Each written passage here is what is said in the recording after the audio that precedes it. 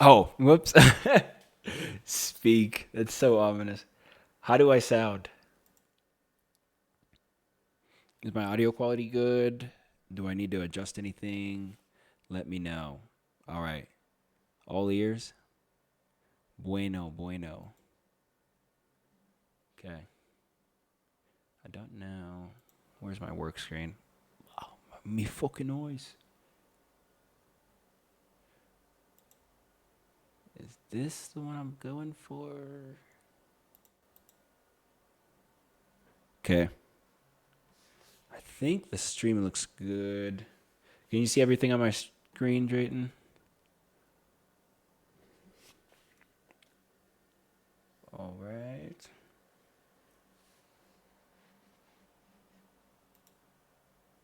And then is the drift pretty bad on the mic too, or if I move farther away, you can still pick me up pretty good?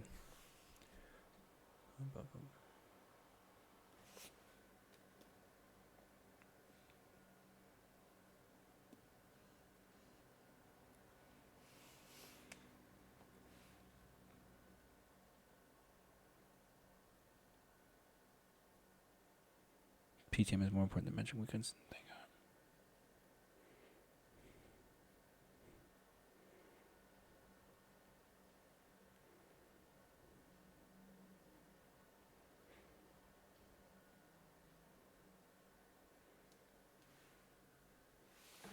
Hello.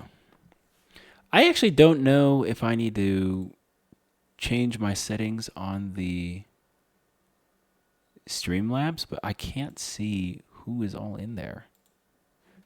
Or maybe I should just have the Twitch pulled up on the side, probably.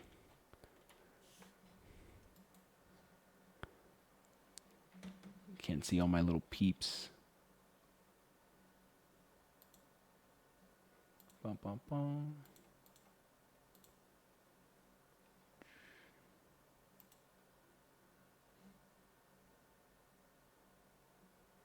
Actually, on second thought, I don't care. I don't care.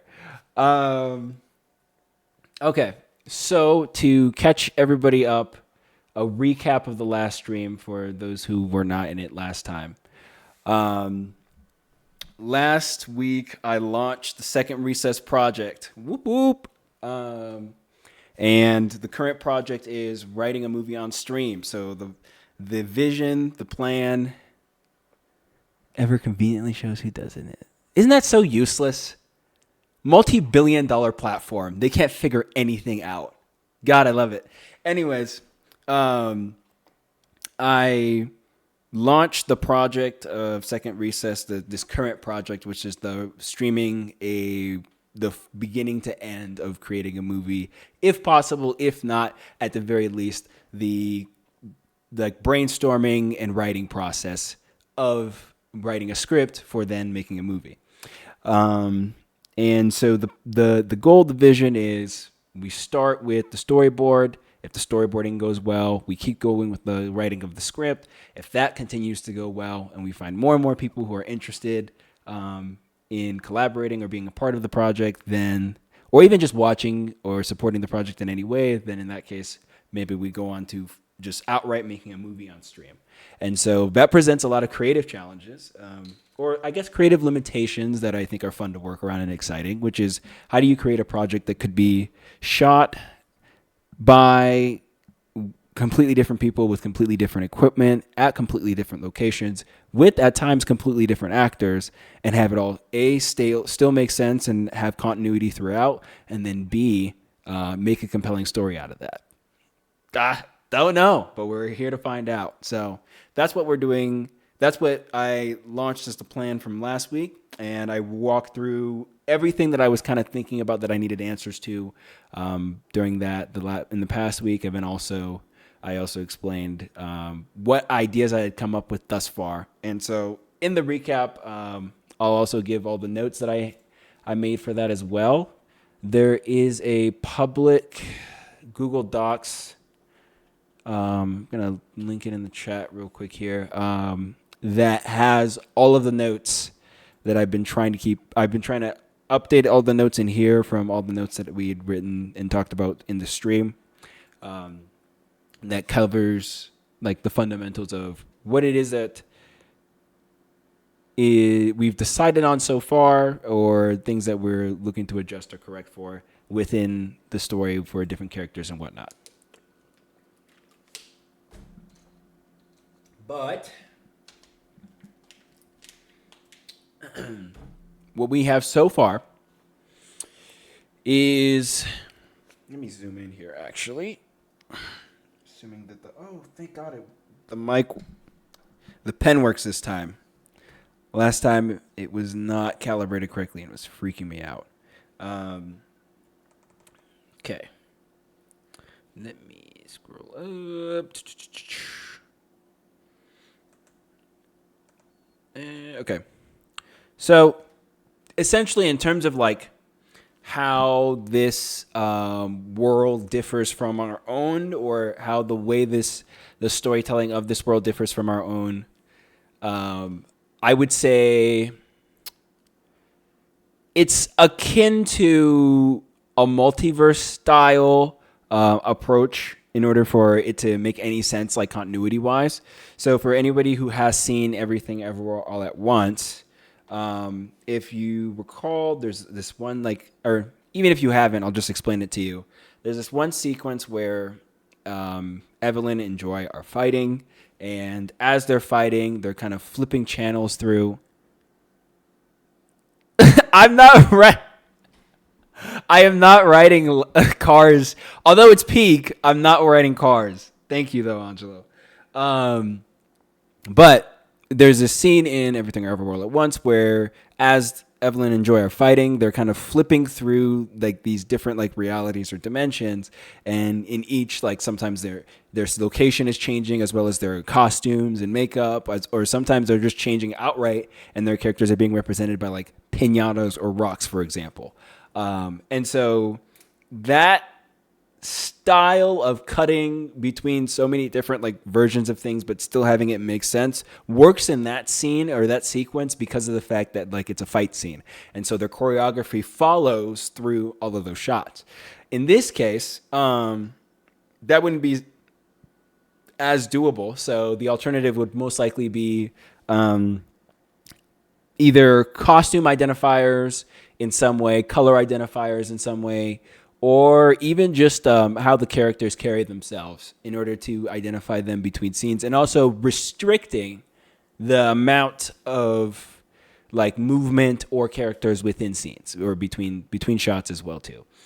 So what that could look like, for example, is having one character that only wears blue, for example. And so every time you see the person in all blue, and there's really only like 3 or 4 people in each individual scene, then it's like, oh, that's the blue character. That's this person in the story. And then so even if it's a different actor, even if it's in a different location, even if they're wearing completely different clothes, they're wearing blue clothes. So it's like, oh, that's the blue guy.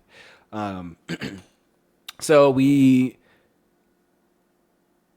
at least what I have in mind so far is that kind of like this branching pattern that's illustrated here is that I think with the main theme of the story being identity and purpose, it is, I think I would apply that to character mannerisms actually. Yeah.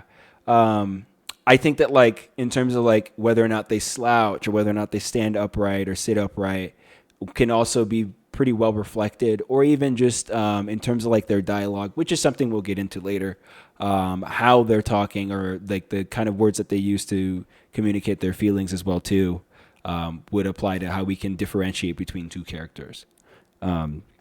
But in this little branching timeline here, I kind of have all of these plot points pointed out of like kind of like this idea of like making one decision will lead to like a completely different reality altogether. And I want it to feel like the character is hopping through all of these different realities as the story is going on. It's part of like the I think the theme, or like the way the environment lends itself to the story in this case, is that we have a character who has a loss or lack of identity. They don't really know what they want with life, what they want to do, or how they want to go about living their life. And they're trying to figure, or I guess in this case, in the beginning of the story, they've given up. So it's like, I want to do this or I want to be this. maybe at some point in their younger years, but then as they've gotten older, they've gotten worn down, they've gotten tired, they've given up altogether on this goal or vision or aspiration, we could say, of figuring out who they are and having like this really cool job or thing that they do with their life that has it all figured out, right? Being an adult that has it all figured out, I think at some point is a canon event for everybody to throw it away, throw away that dream, that illusion. And that's kind of where the character is at when we meet them in the beginning. And this is another element where I think using the costume or color to communicate that will make it easier when it changes actors. I think I had it in the notes somewhere that the actor for the main character could be anywhere from like 16 to 35, because I think that's where people experience these feelings the most. And so when you have like, if you have one character who ends up being like 16, or one actor who ends up being like 16 while playing this main character, they might have those feelings of like lack of identity, lack of purpose, or direction in their life, but in very different expression than somebody who's in their 30s and feeling the same way, right? But it's still the same feeling. So it has to like remain united throughout. And I feel like this sense of like flipping through the channels, so to speak, of like maybe one moment they are the 16-year-old without an identity, but maybe in the next moment they're like a 27-year-old who doesn't feel like they know who they are. Like those kinds of things has to make sense throughout. And part of the reason why it needs to feel like that, I think, is because of the fact that like I feel like a big part of, which I explained in the previous stream, the big part of this like confusion with identity comes from the fact that there are so many options. It's like there's like a psychological phenomenon about how if you give people too many options, they're less satisfied with what they end up picking.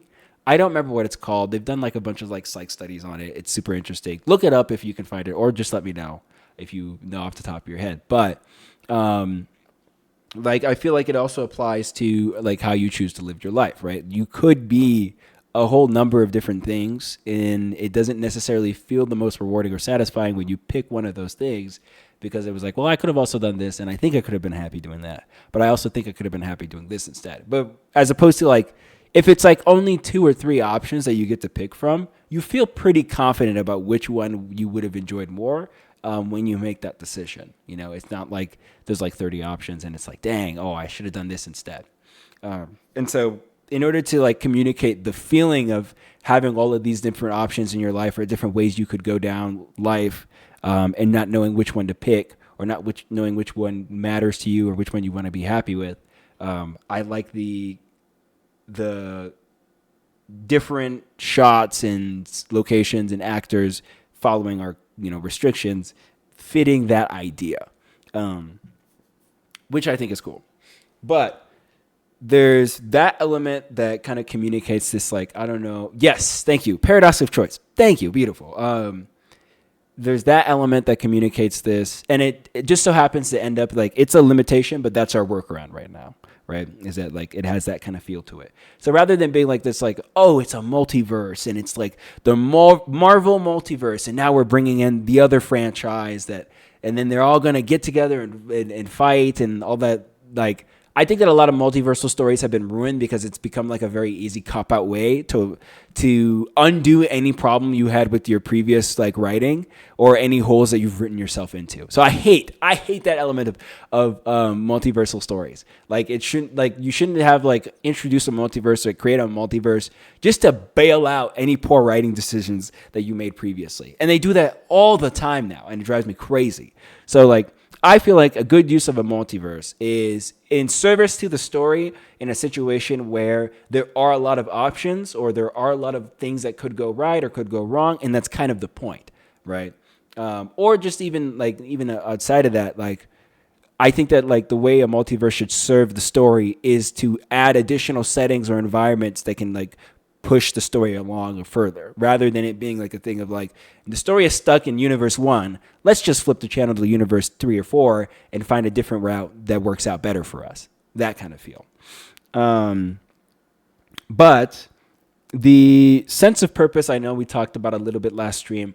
I'm still up in the air about whether or not that is something that gets resolved by the end of the story. I like the idea of identity more, that who rather than the what, I think is more valuable in this case. So, um, I want to say for now we're prioritizing identity more than anything else. Yes, I do want the actors to be more diverse than just the age. Actually, let me show some of this dream notes here. So, can I scroll on this screen or no? Oh, I can't. So then how would I? Huh. I'm gonna have to change that stream thing.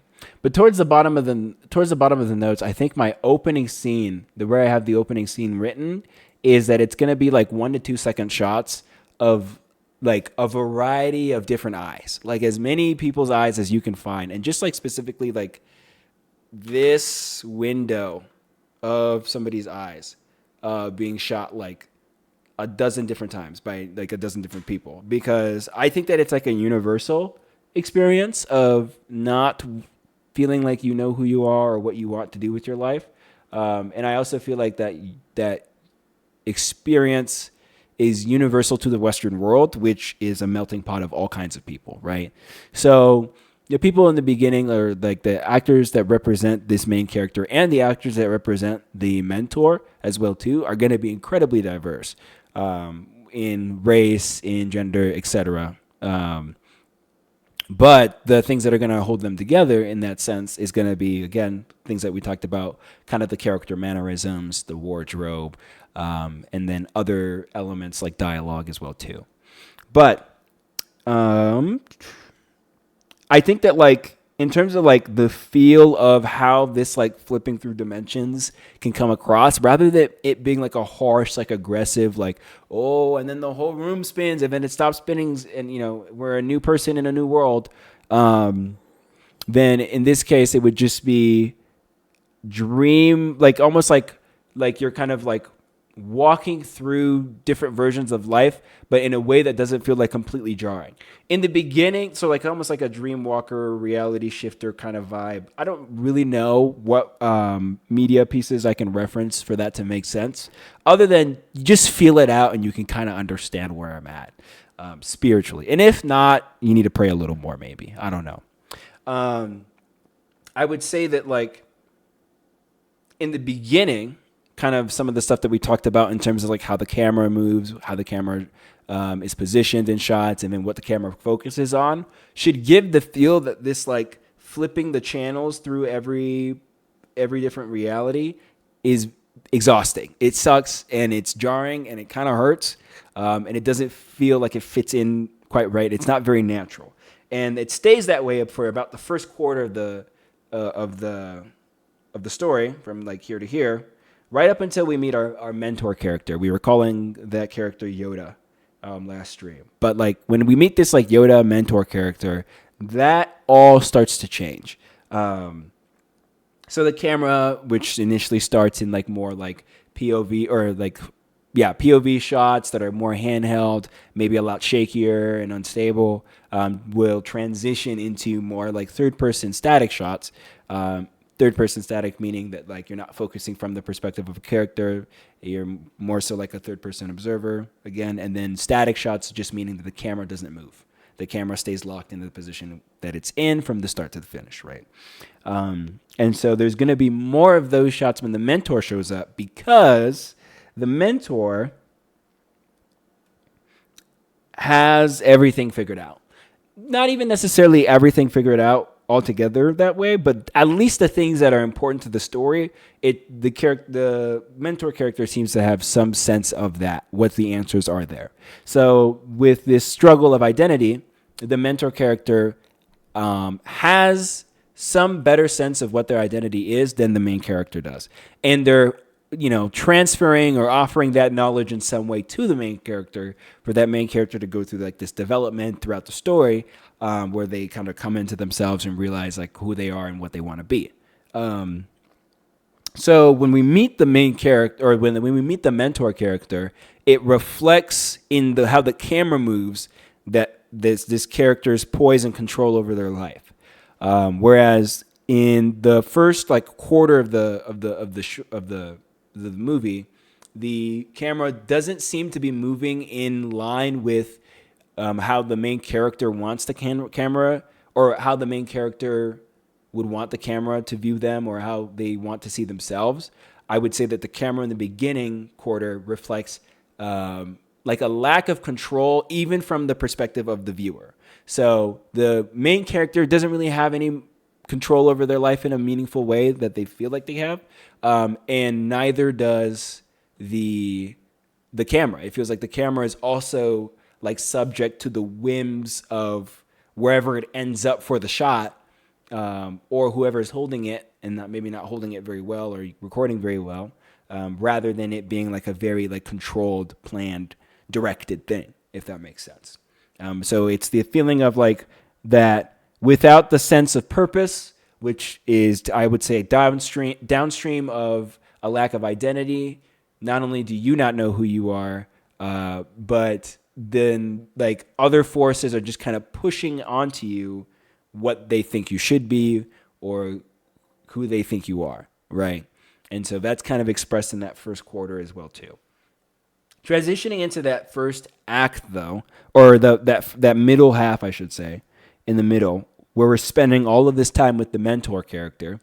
This mentor character is now also flipping channels with the main character. So it's the two of them that are kind of bouncing around all these different realities.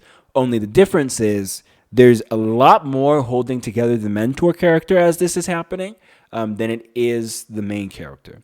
And so that kind of like reflects that sense of like, well, it isn't necessarily bad that there's all these possibilities or all these options that this main character could have for how they want to be, how they want to live their life, etc. But the issue comes in where those things are so like overwhelming and insurmountable. This kind of like 1,000,000-ton brick or 1,000-ton brick, 100-ton brick, that the main character is kind of being crushed or overwhelmed under the weight of all that, as opposed to the mentor character who has found a way to overcome it. And so they seem to be able to stand on top of it and master the elements, so to speak. Or if not master it, be more in control of it than the main character is. So these things don't break them or overwhelm them. It seems to be something that they can handle. And to show that, there's a few things that we talked about last stream that we were kind of deciding on about like what this main character or this mentor character's like wardrobe should be, how they should look color-wise, how they should talk, how they should sound. And I've been thinking about it some since the last stream. It was part of my homework, and I feel like I've closed in on a green focused earth tone like wardrobe for this mentor character.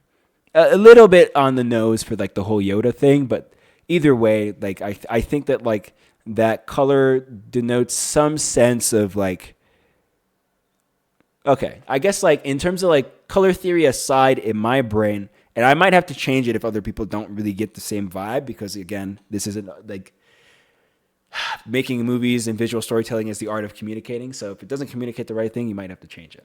But at least for me, green seems to be a static color. Like it's not a color that particularly moves or is dynamic in the same way of like a red or an orange or like a warmer tone, or even some of the cooler tones as well. Because usually when I think of green, I think of like forests and greenery and shrubbery and stuff like that. And they're all rooted. Like plant life is predominantly rooted, so it stays where it knows where it's at and it doesn't move. Right? There's a sort of stoic nature in I think plant life that is, to me, symbolized by the color green as well too. From that, and now I'm transferring that feeling to this mentor character. So the green feels like they know where they're at. They're rooted. They're grounded in who they are. And there's other earthy tones in there where like it makes this main character or this mentor character feel like a plant or a tree in some way, you know, without the burdens of the modern world. I will say, on that note, the reason why I keep mixing the MC and the mentor, which I should probably explain, is that what we had as an idea in the last stream was that by the end of the middle half, when we get to that last quarter of the story, the mentor, who is throughout the story wearing this like some like star necklace, is what I gave as the example of like some identifiable thing in their wardrobe that kind of like signals that, oh yeah, this is the mentor character, by the way. It's this like little star necklace that they wear. We decided that, or I decided that that star necklace would be bestowed onto the main character in that moment.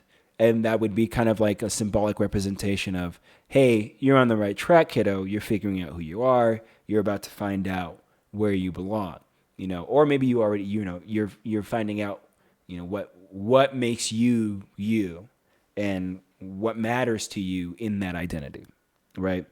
And after that happens, you know, main character has now been like knighted, so to speak, and they can kind of continue flipping through these channels of life now with the confidence of like, okay, this is kind of where I'm going. I know what I want, and I know how I think things should be for me. If not everything solved out, it's like I know I have a better understanding of what I want and how I think I can get there, right? So they get that necklace, and I was thinking that it would be kind of like a poetic, cool little twist that if in that last quarter, after they're, you know, exploring life, now that they've gotten this like symbolic representation of like their identity, that, or their identity being found, like a merit badge of sorts, that they run into the same scene where we initially meet the mentor character, only this time from the perspective of said mentor character, being like a cool little reveal that it's like, oh, wait, I was the mentor the whole time. Except not. Because I would say that the one difference that I would add in there is that it was if we go with the wardrobe of green, for example, for the mentor, and I guess I would also explain the initial scene that I had for the mentor character was that they are introduced across a street of busy traffic to the main character. And as certain cars and vehicles are driving by, that mentor character changes as if they're flipping through the realities. But despite the fact that they're changing, they're always wearing that necklace and they're always in green with the earth tones. And so it's like, oh, wow, this person's like also like falling through life so am I, but they seem to have a way better grip on this than I do. I wonder what that's about. And so in that scene, just as an example of how this would play out visually, let's say that we have that scene where, you know, cars are driving by and that mentor character is across the street and they're like kind of changing. There needs to be one of those, super fast maybe, where it is whatever color we decide the main character gets at the end of their arc, which can't be green. It has to be a different color. Because the mentor isn't actually the same as the main character. So I don't want it to be a thing where the mentor or the main character becomes the mentor like in its entirety. It's more so that the main character goes through the same journey to become a mentor-like figure themselves rather than becoming the mentor. And the main reason being, well, part of the reason being that I don't want to do any of that lame like timeline stuff of like, oh, well, it was always meant to, you know, like the whole like time loop thing of like, oh, well, you set yourself on this path to do this whole thing. And that's why it happened. And now you're at the end of the loop where you set yourself on the path, because I don't think life works that way. I think that there's like the mentor, like the representation of the mentor, the stand-in for the mentor could be some random person in your life. It could be somebody you work with or somebody you like run into at a gym or whatever the case. But that is fair. There is a lot going on in the little doodle board here that I have. and I will be making a second one to clean it up. But if it does help, I think I have a link for the Google Doc that puts more of these notes into a coherent form. That should be linked in the chat. And if not, I think I can have Drayton send the link a second time in the chat for anybody who missed it for the first time. But going back to what I was saying, the mentor character is supposed to be like a stand-in for like people in your life that kind of nudge you along this path. And I've kind of condensed all the little moments that those kinds of people can give you of clarity of like who you are and what they see you as and what you represent to them into one person, because you know it's movie magic and storytelling. Like it just makes things easier in the long run to write things like that. But having this mentorship represented in one character, that one character having these like color motifs, identifying them, and then of course like the wardrobe, the star necklace thing. So star necklace, green guy, green Yoda character, Yoda-esque.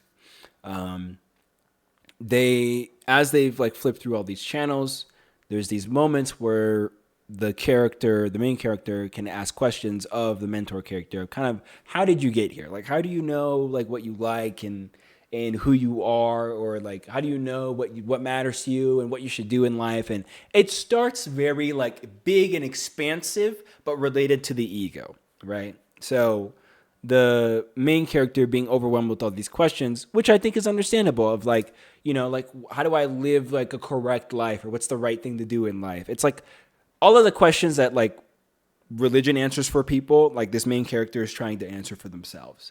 And they're trying and failing in the beginning because it is so overwhelming. It's like I have like rent to pay, and I have bills and stuff that I got to figure out, and I have like social relationships to maintain, and maybe like romantic relationships to maintain as well, and I have to like try to like spread out all of my energy towards all of these things. I can't even begin to like start thinking about like, I don't know, who am I? Like maybe I've been like on autopilot for like the last like 20 years or whatever of my life, because like I was in survival mode or whatever the case might be, right? That's where the main character is at.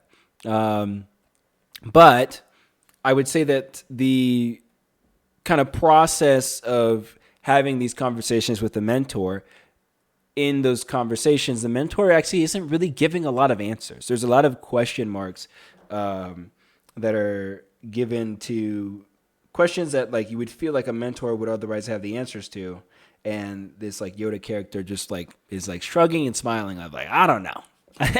I don't have the answers to any of those questions, right? But then at a certain point, that becomes more granular, right? So this mentor character that has like this green as their like favorite color,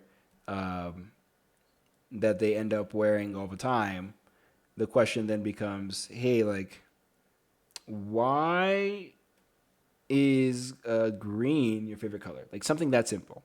And it's not necessarily to say that like all of your identity issues can be chalked down to not having a favorite color.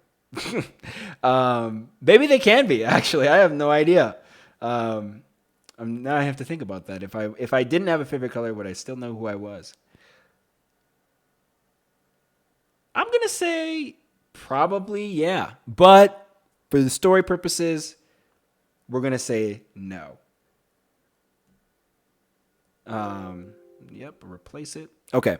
For the purpose of the story, we're going to say no, right? But the color thing, or having a color per se, can be a stand-in, for example, of like a piece of this character's identity that they're trying to figure out, right?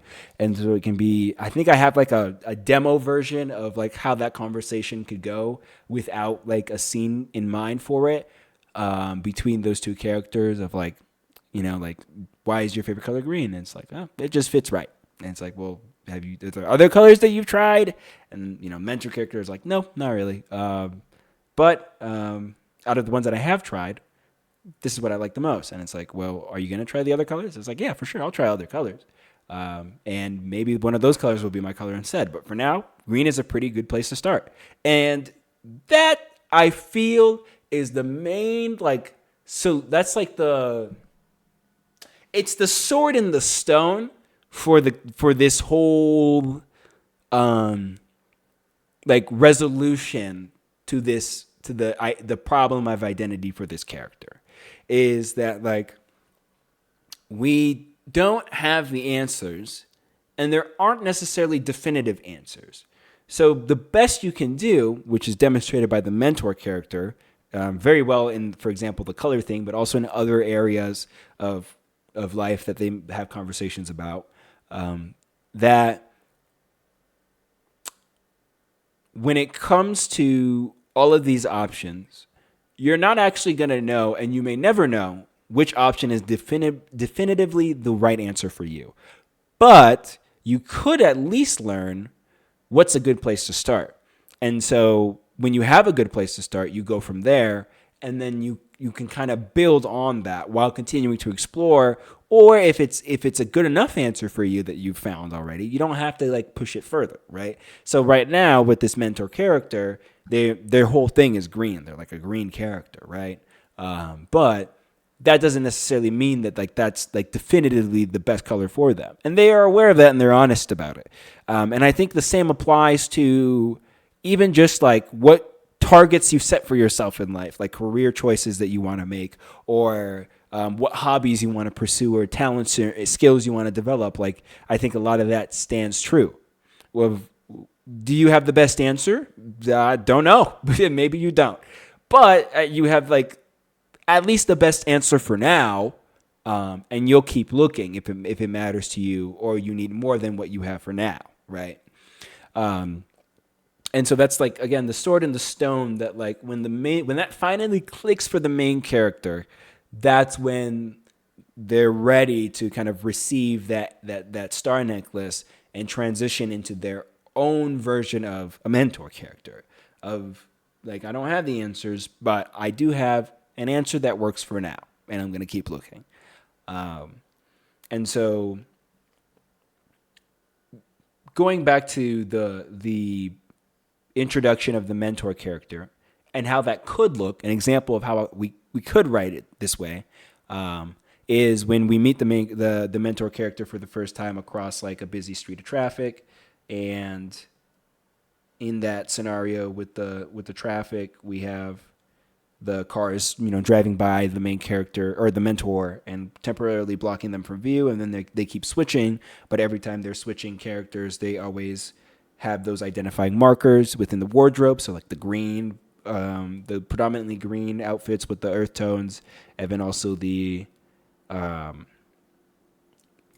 star necklace. As they're switching, we could have one version in there. Hello.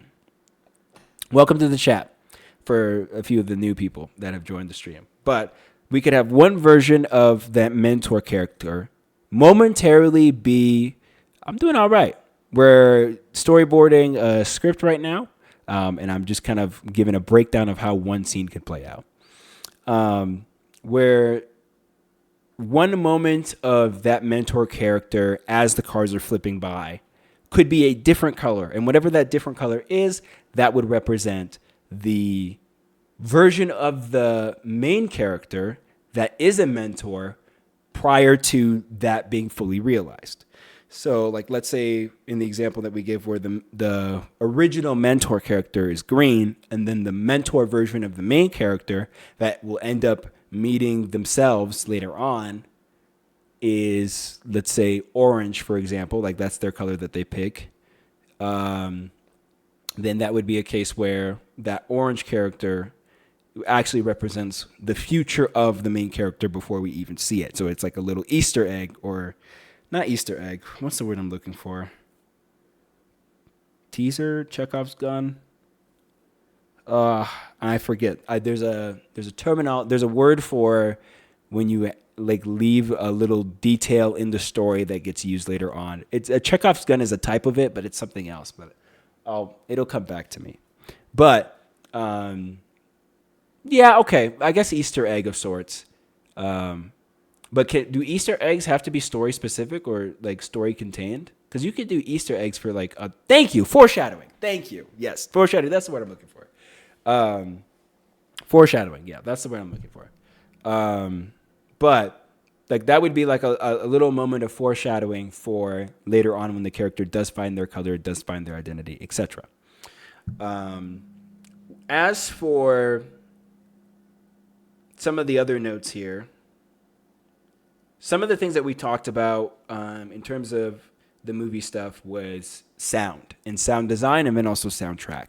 To me, I think it would be really cool if this was a movie that would be like made to be aired for like in theaters, to be shown in theaters, and like to have a theater movie. And part of the reason is for my love of filmmaking comes from the birthplace of filmmaking being the theater house. But a lot of my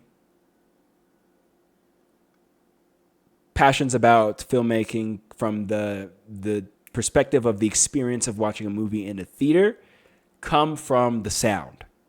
There are some movies that, while technically not the best written or the best acted or the best special effects or like look to them, they have incredible sound and sound design or a banger soundtrack, and I can forgive a lot of sins for a good soundtrack. A lot of sins for a good soundtrack. Or even just cool sound design if a movie doesn't skip out on sound design. And maybe that's like a very like boy-core experience. But like, for example, like the Transformers movies, the Pacific Rim movie, and a variety of other like sci-fi thriller movies like that, where maybe like there's moments in there. The Sinners movie, another great example. I feel like there's moments in there where, well, except for the Sinners movie, because that one is also masterfully written and executed. But for the more like blockbuster sci-fi Transformers, Aliens, etc. movies, machine movies, you can hear every single gear moving and turning and popping in those Transformers as they're transforming or fighting. And even just like if they're readjusting themselves, you can hear all of it in the backtrack, and it makes it feel so much more real, and it makes you like so much more tuned in, I think, immersed in general to the movie with those details in how it sounds. And then the soundtrack as well too, how the music can like force feelings on you. I feel like those are used especially well in horror. Like I think horror has a very I think profound relationship to the experience, like how music can change how you feel about something. And it's kind of like when they do there's psych tests on this as well. People, I swear to God, people have done psych tests on everything that you see in a movie. But where they show you one thing, and then they show you, they play no sound over it, and then they show you the same thing, but they play the specific sound over it or play a different sound over it, and it completely changes how you feel about the thing involuntarily, right? And so that would be an example of where I think you could have the experience of the the all over the place and chaotic nature of the beginning quarter, expressed through the sound as well, not just how it's shot and how the camera moves, right? And so I was thinking that you could have stuff in the beginning where things are not in harmony, almost like a orchestra tuning itself prior to a performance. It would kind of have that more discordant sound to it, especially in that first quarter. And then we meet the mentor character, and because we meet the mentor character and we're following how they're moving through the world, it becomes way more at ease, at peace, and controlled. And so the sound would reflect that as well. The music, for example, would reflect that as well. And so in the music, it could be a lot more mellowed out, a lot more sparse, and maybe even, I don't know how else to describe it other than fairy-like, and I hope y'all are picking up on that, what the vibe of that would mean. But that would be kind of like what's represented by this main character, or by the mentor, but it's their identity as opposed to the main character's identity. So I think a cool sound motif would be if there's like a little melody that represents the main character and another little melody that represents the mentor character, then you could have both. You could have the melody for the beginning quarter that represents the main character be all over the place in whatever sound you come up with, or like say like a little score you come up with for the beginning quarter when it's just the main character. And then in the middle half, it would transition into the melody for the mentor character, in which case, whatever peaceful, chill vibe, it has that little like motif of the mentor character's melody playing throughout. And maybe like there's some moments where the main character's little melody motif peeks in like here and there, but it doesn't fully express itself until later on we get to that moment where we had this like all over the place mix of how the main character's score sounded in the beginning, and now we have the clear, more refined version of that where it does sound more put together at the end, that last quarter where they graduate to being the mentor themselves. And then that's the sounds that we hear when they reintroduce themselves to the previous version of themselves, so to speak. And in this case, it could be another person entirely, but I like the idea of it representing them as a younger version of themselves, as kind of like they're gifting the knowledge to their past self, without it being like some weird time thing, because it's not them from the initially, As for the sound design, I know I had mentioned that like in the beginning, it should feel like everything in the background is too loud.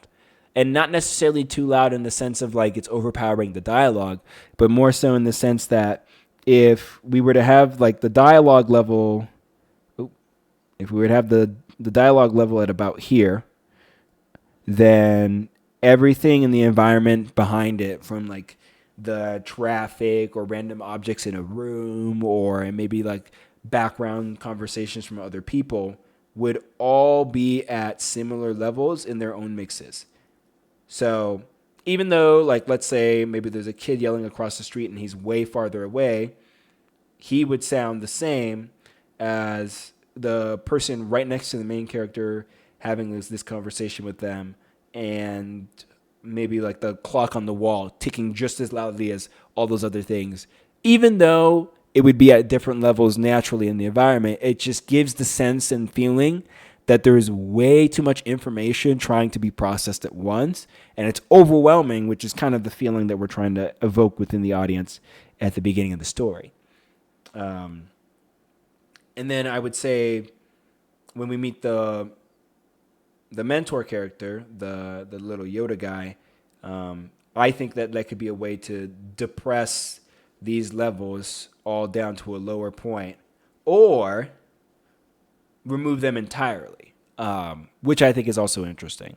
I think that if we have a situation where the mentor character is trying to teach presence to the main character, then that could just as easily be expressed through, rather than the mentor character necessarily, saying like, oh, just tune it all out altogether, like, and just find peace that way. I think it would be nice to demonstrate like a sense of focus. So like maybe the mentor character says, hey, so this background noise right here with all the frogs and crickets and everything else happening in nature right now, rather than hearing everything else going on, like the traffic farther down the road and like the people having a conversation, the neighbors having a conversation next door, let's just primarily just focus on bringing this one audio level up and really sitting with that and feeling that and listening to that. And so this mentor character, this all powerful, all wise guru, in service to teaching this main character about identity, and though not having the right answers, having a place to start, is also teaching a sense of focus. And that focus being like a isolated example of how you can regain control in a situation where you feel like you are being pulled to and fro from the elements, by the elements. And so I think like I had the vague vision of a scene where they could be, for example, like that I was giving, at like some sort of creek of some kind in like a suburban area or something. And so there's still other noises happening in the background, and the main character is being asked to focus and concentrate on just one element in that environment, like let's say crickets chirping. And then as they're working on that, we start to hear, along with that one isolated thing in the environment, their melody popping back up again. So that little like sound motif, those little notes that we have assigned to that main character, when we teach the character to learn how to focus, in a way they're learning how to be able to hear themselves, to hear their own thoughts, and to hear the answers that we can only assume they have already had within them. You know, it's like and maybe it's more so like a perspective thing of just kind of how I see the world. But I have a hard time believing that when it comes to finding answers about who you are and what matters to you and what defines you as a person, you would have to look outside of yourself for those answers. And that's currently, I would say that that's what the main character has been attempting to do from the outset, is to try to figure out who they are from everything else but themselves. And there can be like some deeper reason or like idea behind that. Maybe it's some sort of fear of looking within themselves and maybe not seeing what they like, or maybe it's seeing nothing at all and it being empty and not having those answers. But whatever the case, the main character is not looking to themselves to find answers. And they believe in the beginning that this mentor character will give them the answers, right? This mentor character says, use the force, and then they magically can figure out everything that's going wrong in their lives. But of course, that is mistaken because, as they will later find out, it's actually the mentor character's role to instead teach them that they don't have the answers either, right? So in the beginning, when they're asking all these bigger like life questions of like, you know, what should I do with my life? What kind of job should I have? What kind of relationship should I be in? The mentor character is essentially like, I don't know. That's that. I don't have those answers. I'm not you. How could I have those answers? But then when the main character realizes that, oh, okay, like I'm not going to get the answers from other people, but I could get at least the process from other people and then apply that process to myself, that's when things start to change for this main character, where they start to realize, okay, wait a minute. What if I ask, how did you get there then? If you don't know this for me, how did you get there for yourself? Or what do you know so far for yourself? And then in those little moments where we have those little dialogues between the mentor and the main character in all these different realities, that presents the opportunity for them to start figuring that out. Of like, okay, that's how you thought about it. If I think about it for myself, how do I feel about this? What answers do I come to? But in service to that, it requires a sort of focus, an ability to concentrate on looking inward.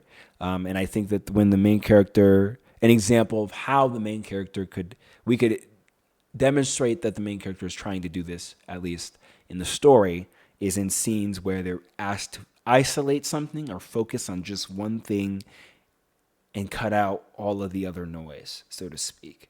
And then in focusing on that one thing, they're hearing they're not just focusing and concentrating and hearing the thing itself that they're concentrating on or seeing the thing that they're concentrating on, but they're also seeing a mirror, kind of like a metaphorical mirror appear that reflects what that means to them or how that applies to them in their own personal situation, in that sense too.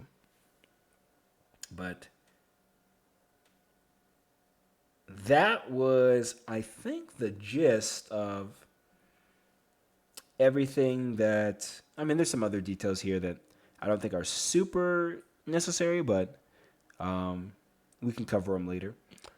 But that was essentially like the core of the story as we had plotted out so far from like week one is that we have this like aimless and like anxious and depressed main character that is trying to figure out like who am I and what do I do with that information, as they're kind of like flipping through the channels of all of these different possibilities for how their life could end up or who they could be or become.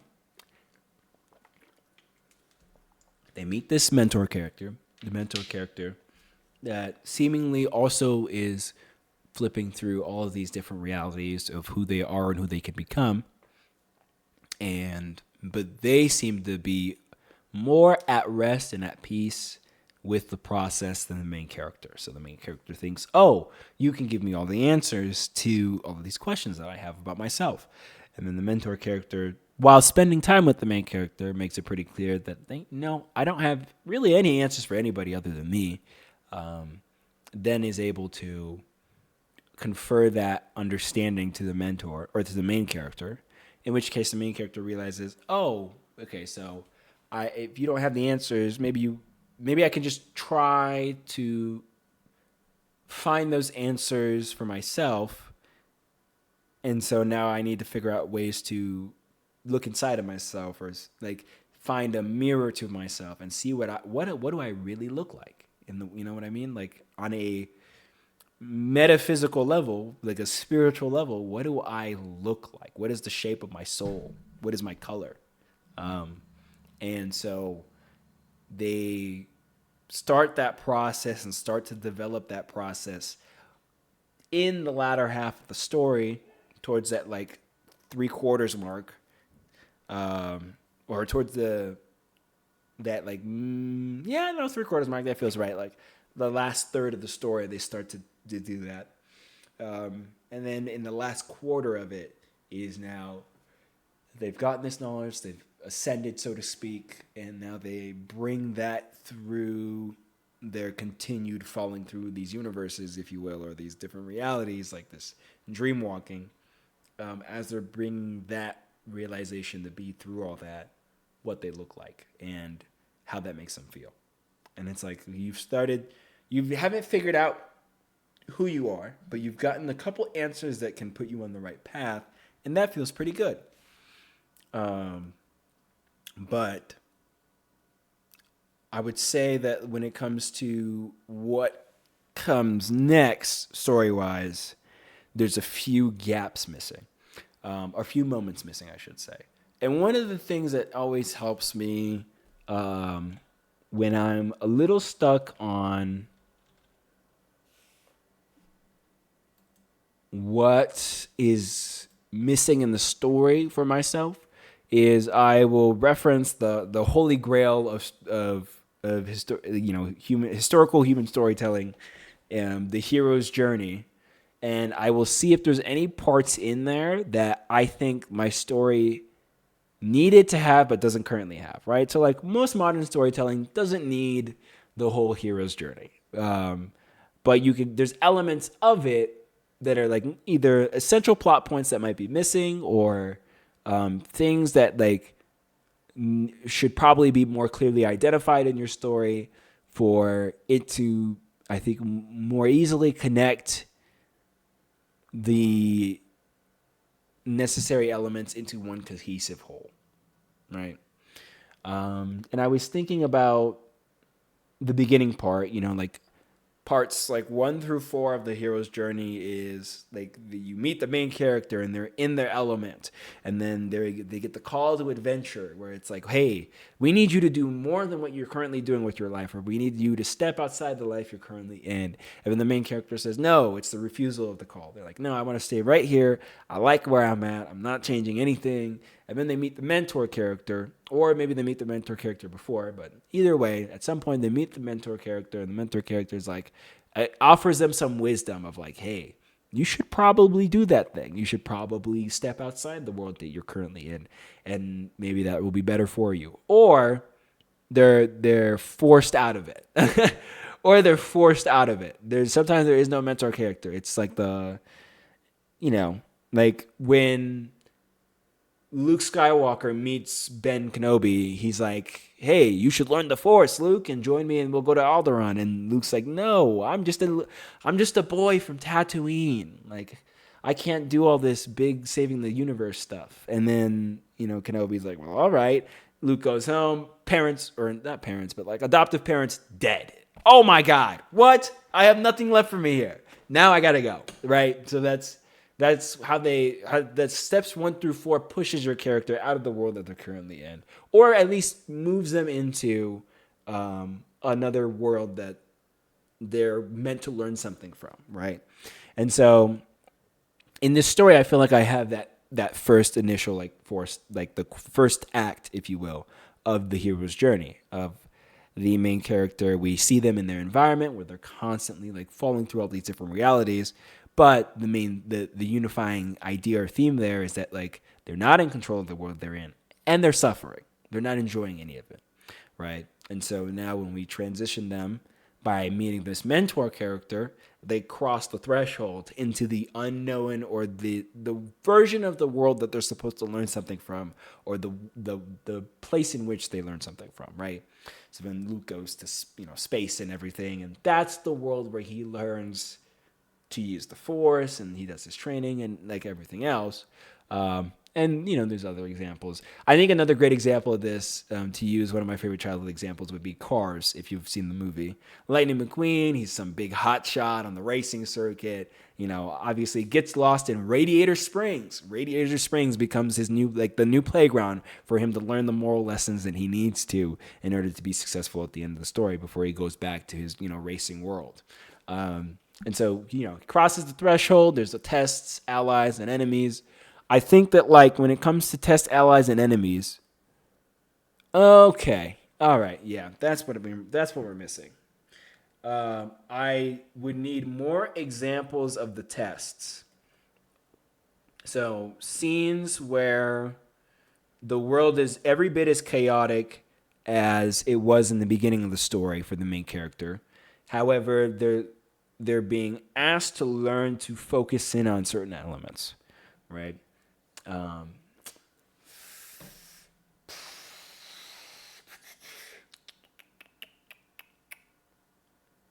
trying to think of examples where that could be fitting, but I'm drawing some blanks.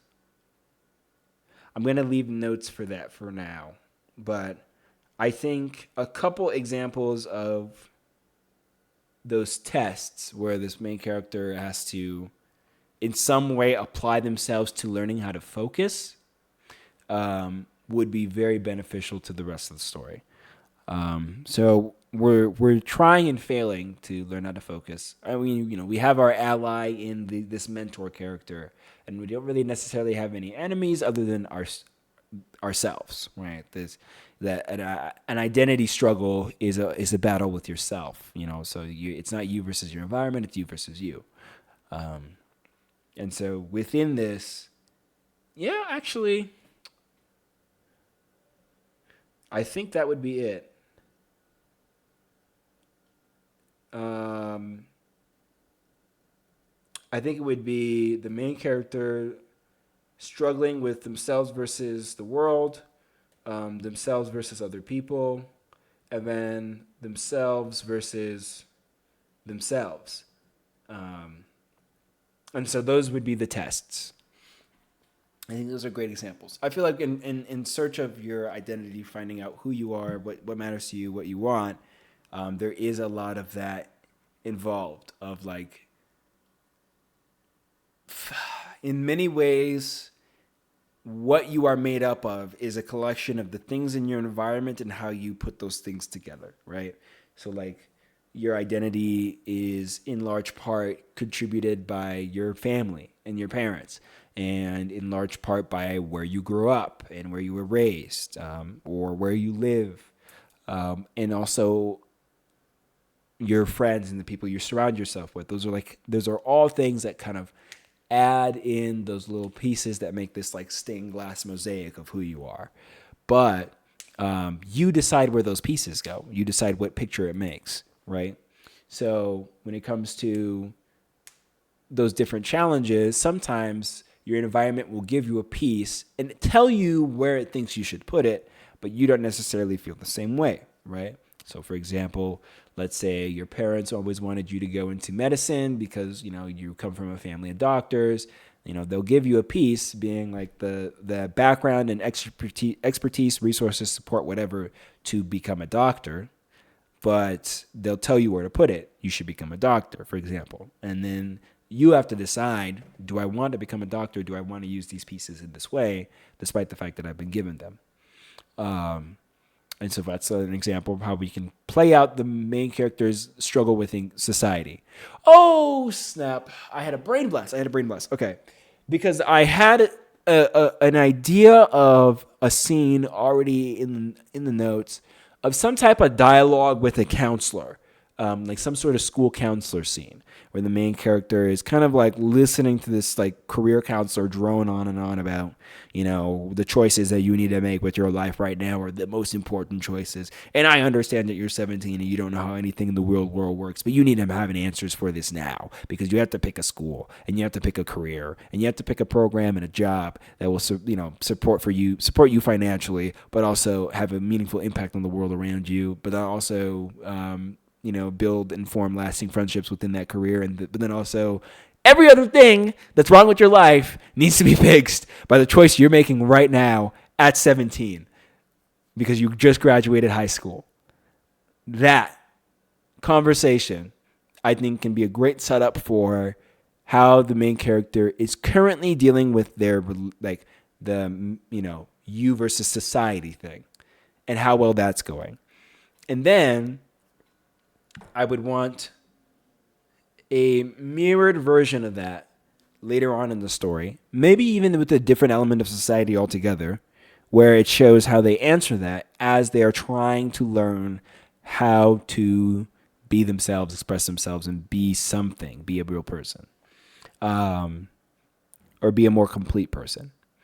And then I think with like the versus others, like other individuals, I like the idea of twisting the you versus yourself thing into a you versus other people thing when it comes to comparison. And so the you versus others thing is really like doom scrolling through your phone and seeing all of the ways that all of these other people are living their life way better than you, being the real villain there, for what's missing in this character's, or for what this character's conflicts are with other people. So that would be like an example of like the you versus others, how that character is dealing with it. Not very well in the beginning. It just feels like, everybody else is around you is doing everything. They have everything more figured out and they're farther along in their life and things are going much better for them than they are for you. And it's because they have all the answers that you don't have, because there was an email that was sent out the second you turned 18 telling everybody how to be an adult, and you didn't get that email and you never will. Nobody's forwarding the link to you. Like that feeling is something that I think should be expressed in at some scene at some point in the beginning with how the main character is currently dealing with their relationship to others, like their comparison to others and their competition with others, in that way. And then during the testing phase, there could be moments where we illustrate that life is not a zero-sum game, where somebody else winning doesn't necessarily mean that you have to lose. Like you can both win. That example, I would say, is something that could be portrayed in some of the tests, and the main character keeps failing it, to some degree, because they're not quite getting it, but they're seeing how the mentor is doing it. And I don't know. I feel like it'd be more interesting to have the tests taken by the mentor first, right? So mentor first goes through first we see the main character go through how they deal with society, how they deal with others, and how they deal with themselves. And then we meet the mentor, and we're thinking we're going to get all these answers from the mentor, but we're not paying attention to how the mentor is dealing with society, how the mentor is dealing with others, and how the mentor is dealing with themselves. So we learn, once the gears start turning and everything starts clicking, we understand, that is how they see themselves. That's where they're at with the world that they live in and how they choose to move through it. Is now that I'm paying attention to what they're doing, because I'm not getting answers from them, I'm beginning to understand how this is all working. And so now that I'm beginning to understand how this is all working, I can start to build the same pattern in myself. So now I'm starting to look at, what is my relationship to society? What has society given me? What do I like about it? What do I not? What do I not like about it? What have others given me? What do I like about it? What do I not like about it? And what do I give myself? What have I given myself? All of those little pieces being put together, I think, are interesting to how the tests that are happening are taken, for instance, by the mentor character. I guess we can say taken, not like literally they're test taking, in the sense of like them moving through these things that were otherwise challenges for the main character shows the main character how they can successfully overcome those things for themselves. They'll come up with different answers. I think it's important that they do in similar situations because of the fact that they're not the same people. But it's kind of, I think, at the heart of the storytelling piece that I think is missing most. So like maybe like 6 scenes, I think, in the middle there of all of these like little tests or just like little moments in life and how the mentor character is handling them versus how the main character is handling them. And then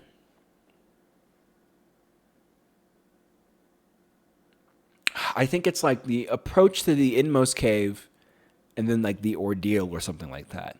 So it's like when we get closest, the closest we get to in the beginning, like the most difficult thing that we are about to deal with.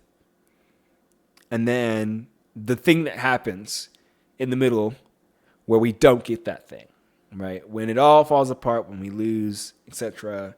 I think in Empire Strikes Back, a great example of this would be, Luke starts fighting Vader and he's got the Force and he's like, oh, I've got it all figured out. And then Vader lobs his hand off and says, you're actually my son. And I just owned you, kid.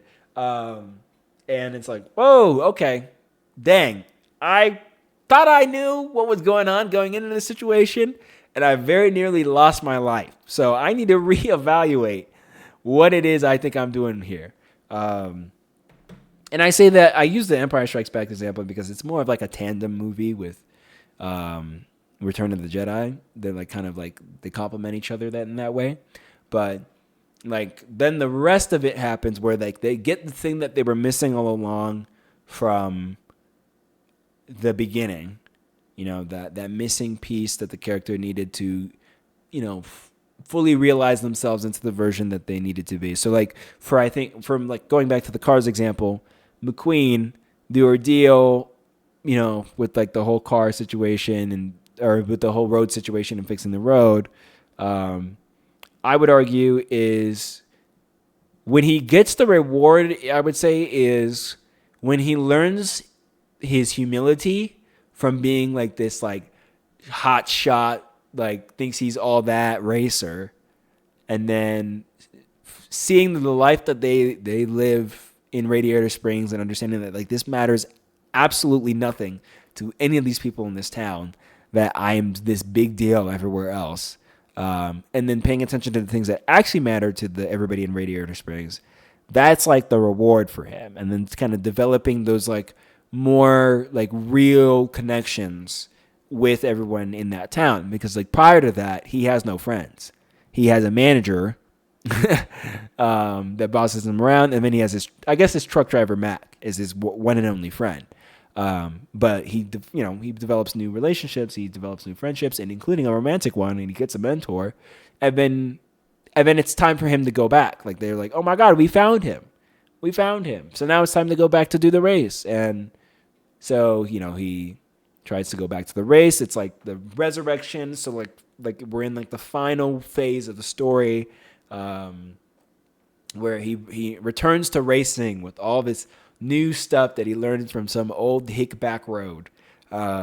and he manages to almost take over the race entirely. But he stops right at the last second because he learned that it's not about him. In that whole time that he spent in Radiator Springs, and he learned humility, it's not about him. It's about other people. And so then he goes back, and helps out Dinoco Blue and pushes him across the finish line. Like it's like the full complete circle of the hero's journey, right? And so I think that like that I have pretty figured out. The end of when we make the full circle, right? We get the necklace because we understood, we've learned who we are and what we need, and then we go back into the world we were in before. But in this case, we never left it. We were just experiencing it with somebody else for a moment, and then we get to use those new tools on our own, right? That's like the end of it. So I think that middle half, I had a lot of question marks on what I was going to fill in there, but I think that's probably what I'm going to end up going with is those like 6 or so scenes, maybe more, maybe like 12. But just showing how the mentor is dealing with different things coming up in the world, different challenges and like obstacles or just like forces pushing back against you, including yourself. And then the main character picking up on, oh, okay, let me try to do that myself. Right. Whew. But my brain, I think, has steam coming off of it for a little bit. So I'm going to chill for a few moments and gab. But yeah. That's what I got going on so far. How are y'all doing tonight?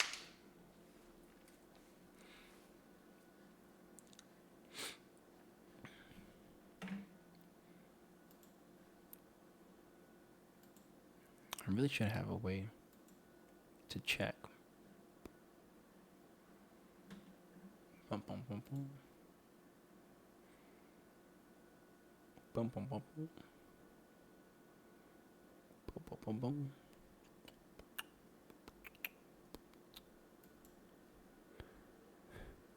You're working on a book? What kind of book is it?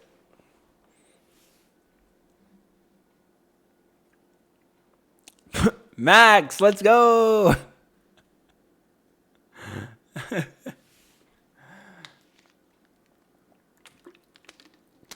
I gotta say, I think you gotta be in like my top 4 best usernames on every platform. Because every time they crack me up. More sci-fi. What's the sci-fi element?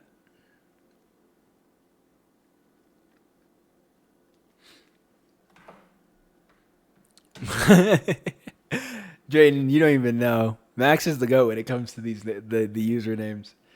What's the one on?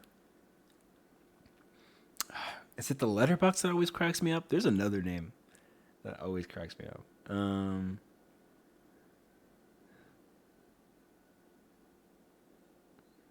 No, because I think the letterbox is normal. For once. Yeah, the letterbox isn't that crazy. What am I thinking of? I like Starry Eyed Cowboy for the Instagram. I might be thinking of the TikTok name that was just piss.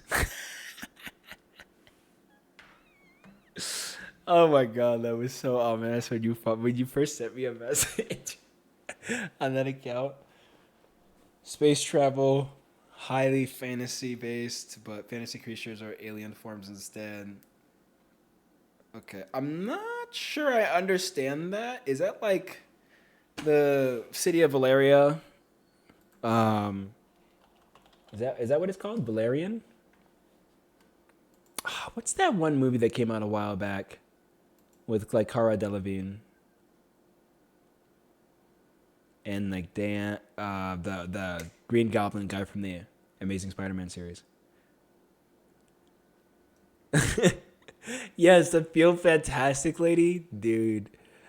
I thought some fucking weirdo had followed me on TikTok. It was so ominous.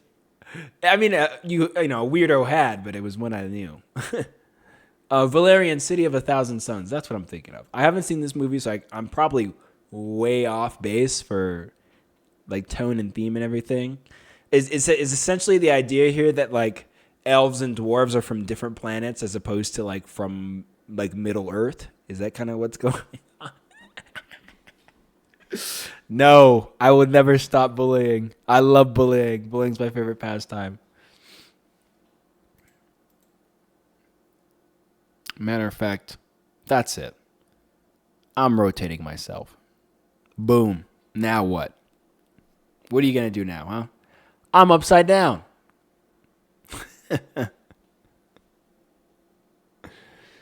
Not those in particular. But okay, what are the species then? Are we talking about like tentacle creatures or what's going on here?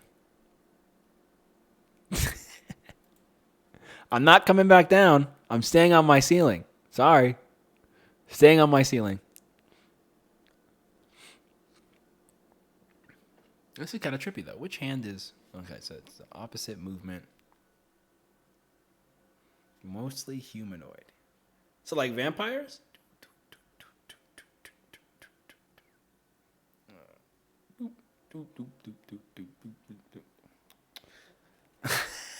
Okay, fine. I'm coming back down.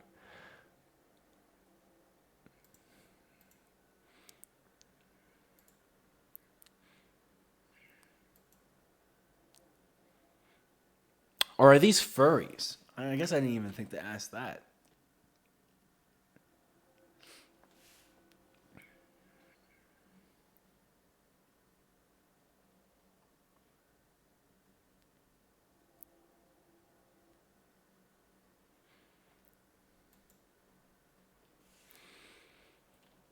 Ba, ba, ba, ba.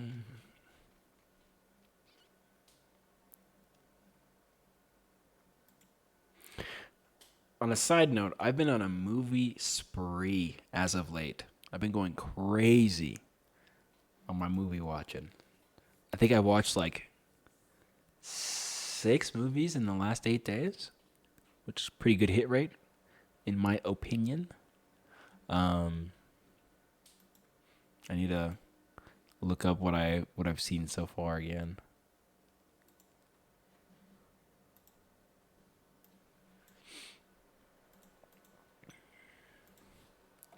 Putting up my spreadsheet.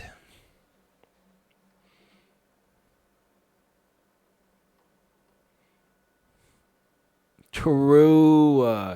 I watched so many bangers back to back. I watched Carrie, or not. Well, Carrie's not a banger, but wait, I watched the wrong one. Was it the '70s one? No, I watched like the 2002 one or something like that. I meant to. I thought that was the right one. It was just whatever was on Tubi, to be honest. After I looked up Carrie, and it was like, oh, okay, like this is the 2002 Carrie. Let me just watch that. Yeah, I did not watch the '70s one. Is she blonde in the '70s one? Because the 2000s one that I watched was so goofy, so unserious. That one was insane. Frame realm, monster sect, animal humanoid race, run by insect humanoids.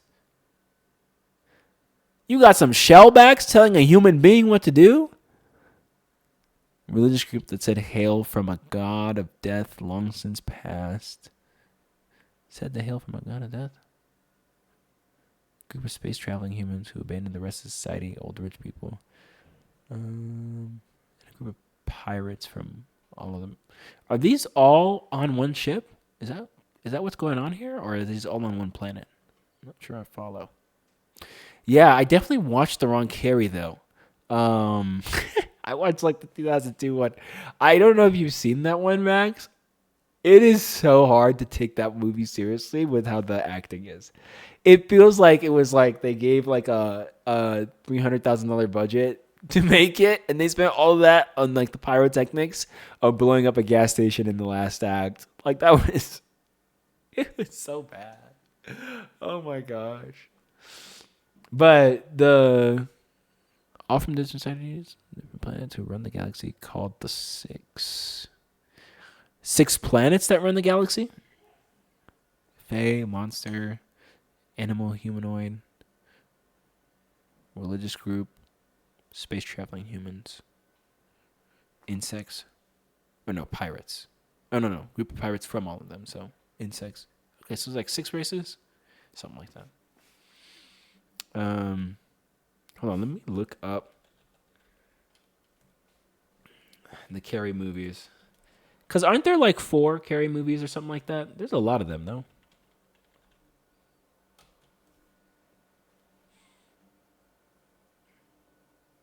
1976, 2013, 2002. I'm guessing the 19 or 52 version is entirely different than the others. Oh, there's a 2024 version too?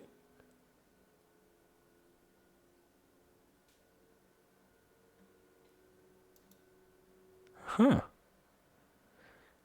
One considers themselves separate as they were left or cast out. Is the animal humanoid race separate from the monster sect? In that sense, like they're both part of the same race, but they don't view themselves as part of the same race, or is the monster, the pirates? But if the pirates were all from the, I wasn't counting the pirates as a group, but the pirates, I'm assuming, are also running the galaxy.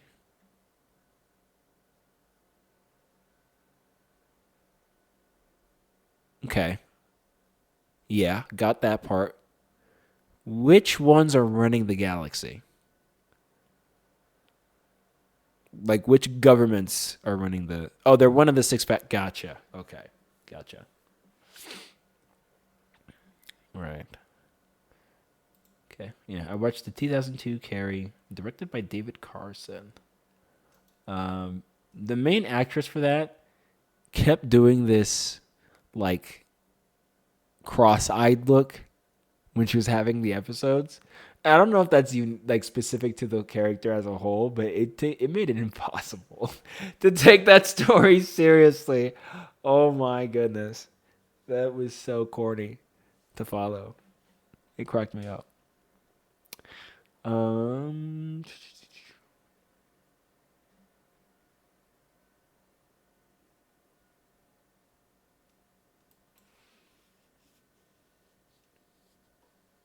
Matilda took a dark turn. Love the cinematography. Lingam excessive shots. Okay.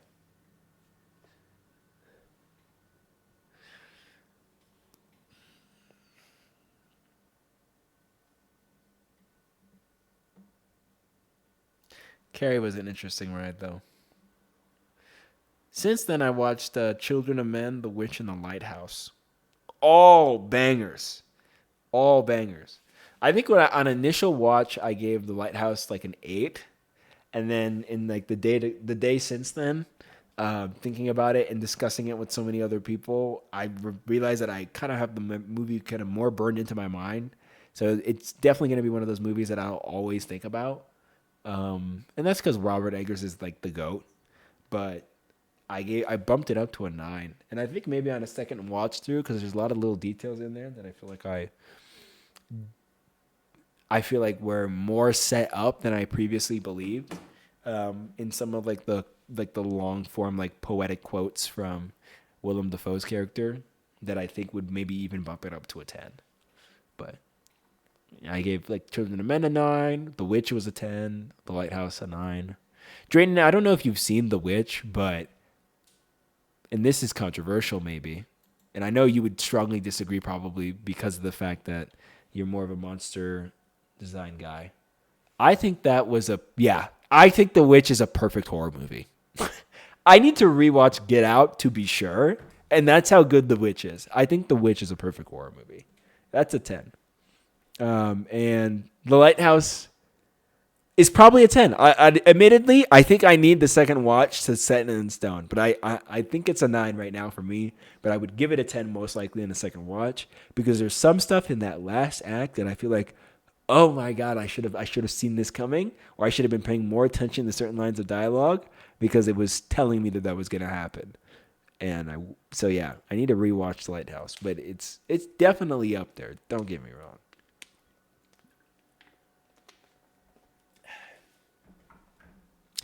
Side note, Max, are we doing The Shining this weekend or are we doing it next weekend? I know technically next weekend is the first, but old man Yowie. True. True. Especially when he changes forms a bit there in the end. You're pushing your Fujoshi agenda in my chat. I might mods atomizer.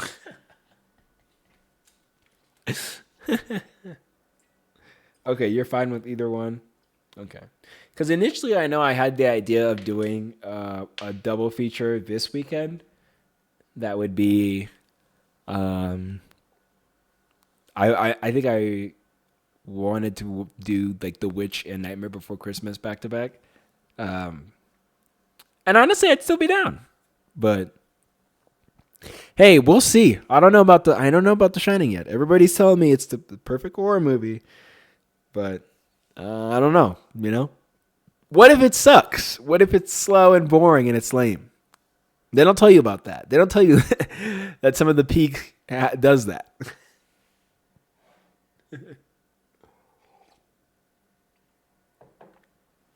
But it might.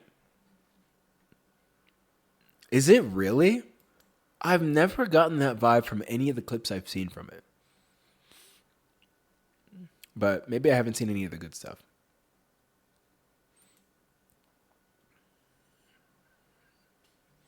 Okay, word. Fair enough.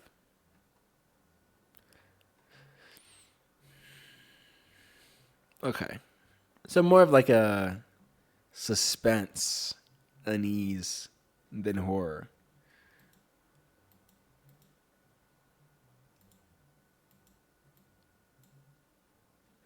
Would be my guess. Okay. That tracks. I also watched whatchamacallit, Corpse Bride like 2 nights ago.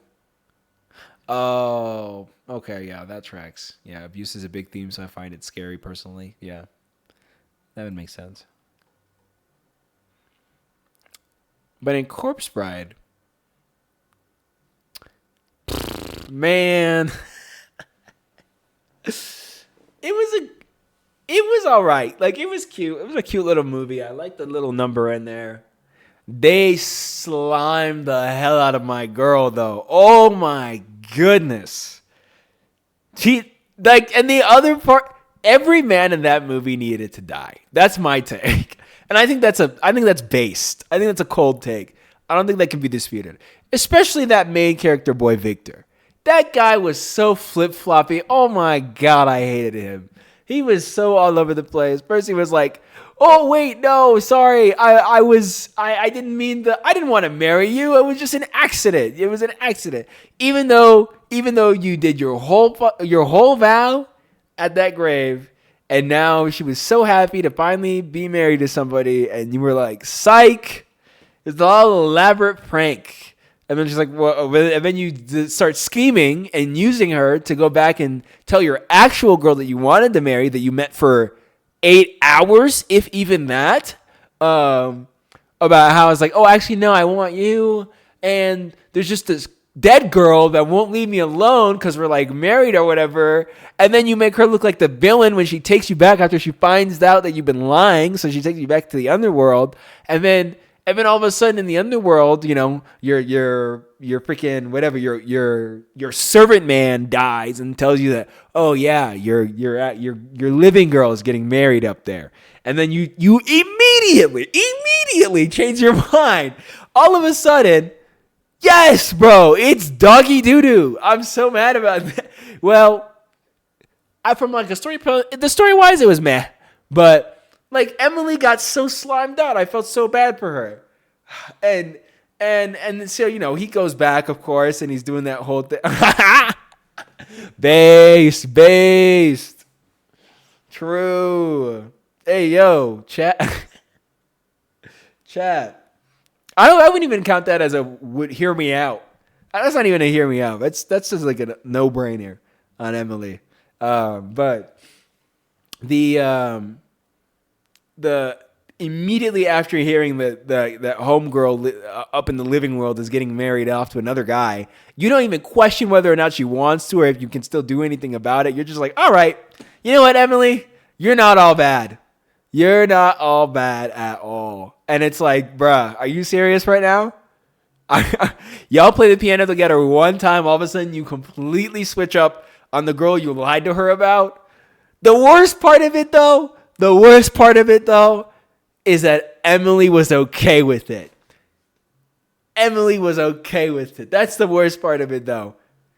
Is that she had been done dirty so bad before that was good enough.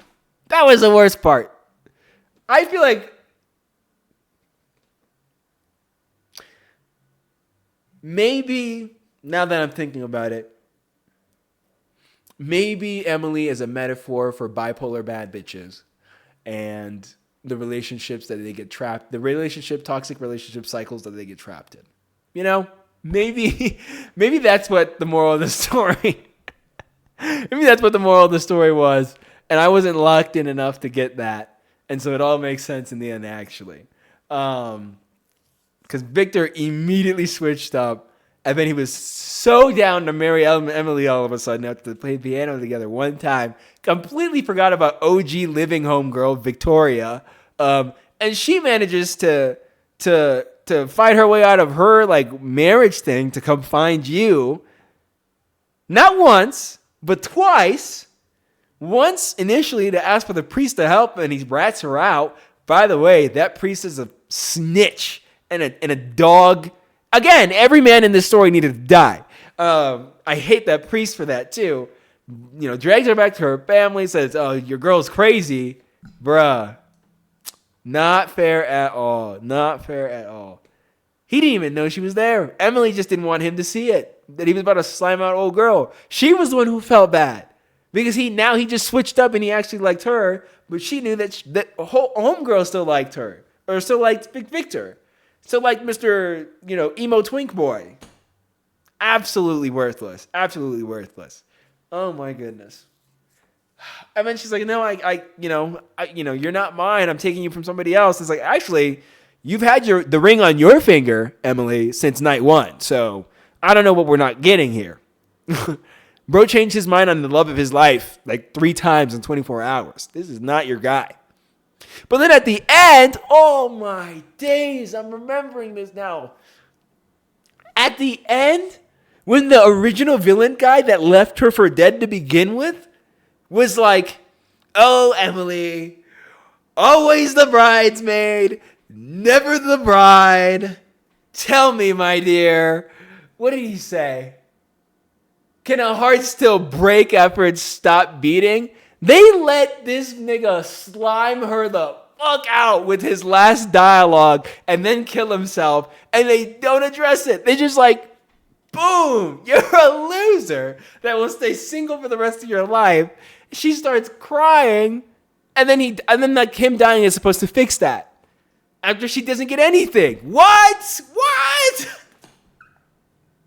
Bro, that's not fair. That's not fair at all. What's going on here? And then she turns into butterfly. Bro. There needs to be a sequel where she comes back and just goes around killing men. That would be peak. That's a 10 out of 10 Corpse Bride movie. Corpse Bride 2, The Massacre, where she comes back and kills every man on the planet. That is crazy. Oh my gosh. The ending was incredibly unsatisfying. Made me mad. Jeez.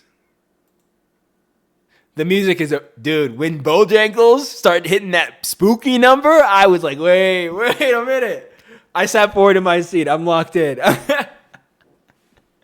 I was locked in. He's like, let me tell you the story about how this girl became so alone. Bum, bum, bum, bum, bum. And then all the bones started dancing. I'm like, wait, hold on. Y'all are cooking here. Those cats are cooking. That's how I felt. I think I forgot to add. Unless I already did. Elio. What else did I watch? Oh, I also watched the Predator movie, the first Predator. Um, as someone who's not super big into the Predator franchise, and this was my first introduction, um, it was all right. It was decent. I hope this isn't the best Predator movie, because if so, I'm probably just not gonna watch the rest of the franchise. um, Honestly, it's a very boy movie, Max. I don't know if it's your thing per se, but it's worth a watch. Like, if for no other reason, it is like relatively engaging to watch from beginning to end. So you know, worth giving it a shot. I'd rewatch it again. Um, I mean, I think I also watched. Let's see, Predator, Blue Beetle. Did I watch a superhero movie? No, I did not. Corpse Bride. I watched Robots a little bit ago.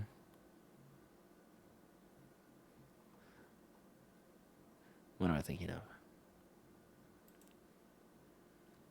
House.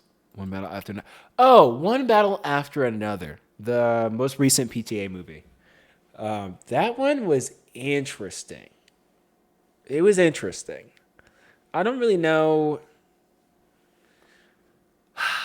Like, it felt like Paul Thomas Anderson went to 2027 maybe in America, recorded everything he saw there, and then come back. They came back and released it in 2025. That's what it feels like. And that's like that is more to do with like the political commentary on where we're heading as a country than anything else. But yeah. Yes, I do need to watch -1. I've been eyeing it a few times because it's on Netflix right now, isn't it? Or one of the streaming services? Yeah, it's on Netflix right now. And so I've been noticing it a couple times on my pass-throughs on scrolling through my Netflix page. I've been thinking about it. I don't know.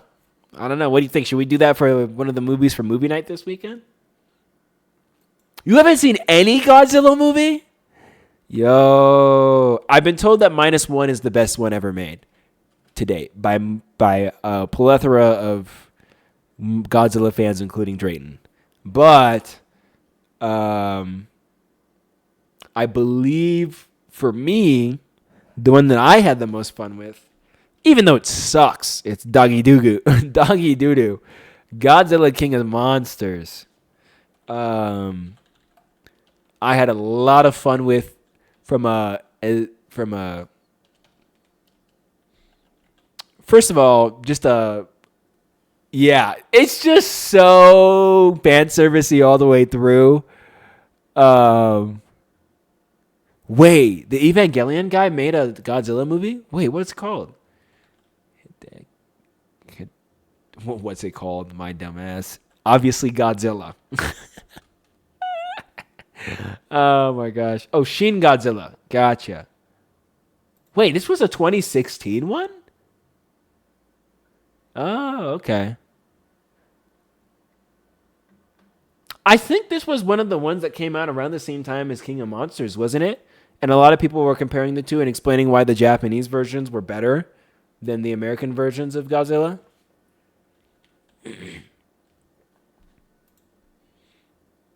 Or no, maybe it came out around the first time as the first American Godzilla. Yeah, the 2014 one. That's interesting, though. I did not know the Evangelion guy made this one. Okay, if I recall correctly, was Shin Godzilla the one where the blast felt way more devastating?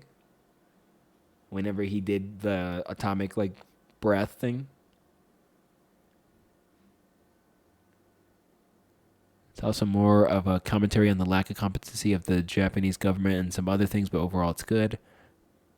Okay, gotcha. That's because it is a better blast. Okay, fair enough. Fair enough. Because this one was like purple or something, I think. And I remember seeing it and thinking like, "Oh my goodness, that's no joke."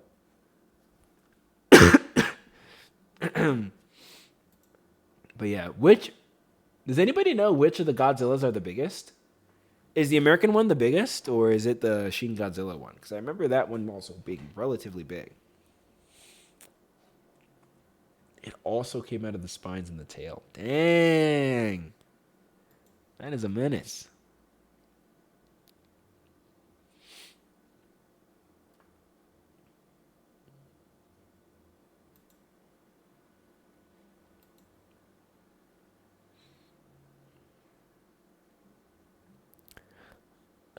Legendary American one is the biggest, I believe.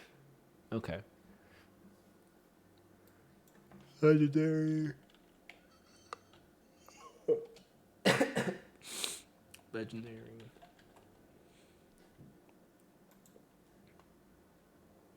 Oh, the pink one? I never watched that one. Was that any good? Whew. That whole, King Kong Godzilla one, that one looked trash. But I did like the fact that Godzilla was queer in that one, so I thought about watching it. But yes, I did. That's what I was remembering. I forgot. I amended my Jennifer's Body rating. I righted my wrongs on Jennifer's Body. It was not bad. Okay, there were cool, funny moments. All right. Gay Godzilla. Yes. Because remember, like, there was that whole promo and he was pink for some reason. I was like, oh, okay. Go King, Slay King. I don't know. I don't know if Godzilla and King Kong kiss at the end in that one, but, yeah. I just assumed, he went from blue to pink. Maybe that was like some commentary. Oh, wait, actually? I guess I don't know Godzilla's gender other than kaiju. Brazil gets the craziest stray of all time.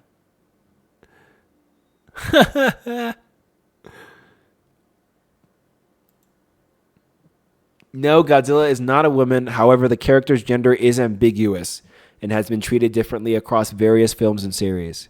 The official stance from Toho, the Japanese production company, is that Godzilla is male, as evidenced by his title of King of Monsters. However, the original Japanese films use gender-neutral pronouns, and in some cases, a particular 1998 American film, Godzilla was portrayed as a female or as an asexual creature that laid eggs. Interesting.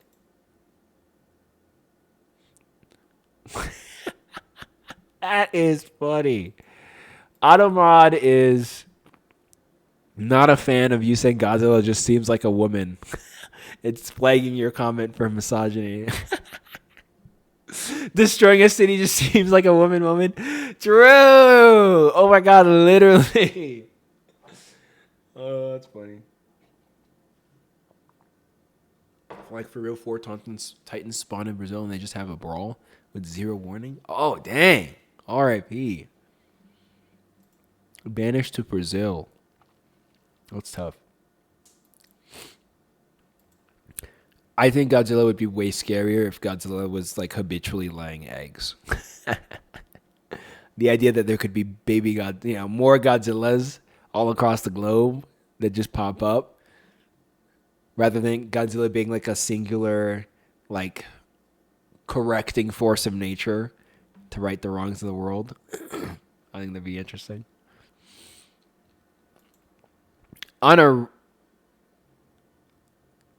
Probably in the ocean. That's a great question. I have no idea where Godzilla would shit.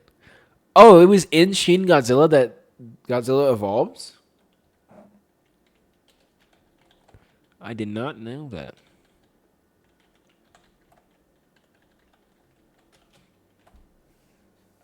Oh, that's what the creepy eye looking thing is. Okay. Gotcha.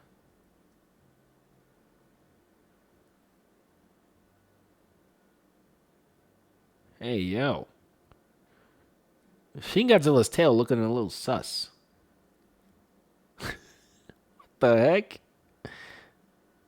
That's goofy. I guess I should actually just stream what I'm looking at too. That would probably help. 1 second. Let me add a window capture for that.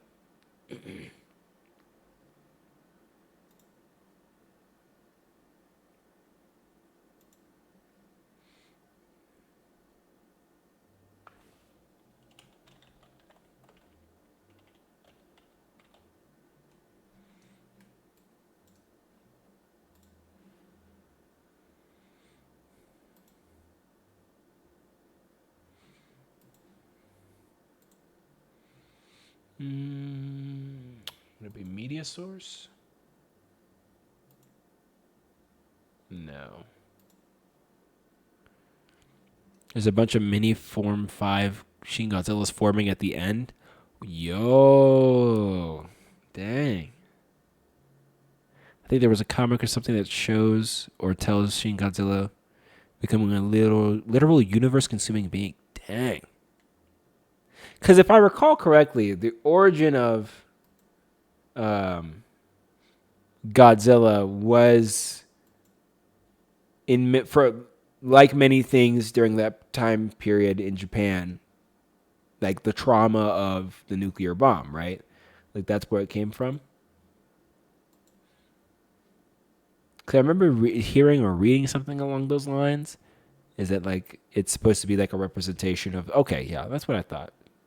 It's supposed to be a representation of the atomic bomb exploding up, or the consequences on the Japanese people of the creation of atom weapons. Okay.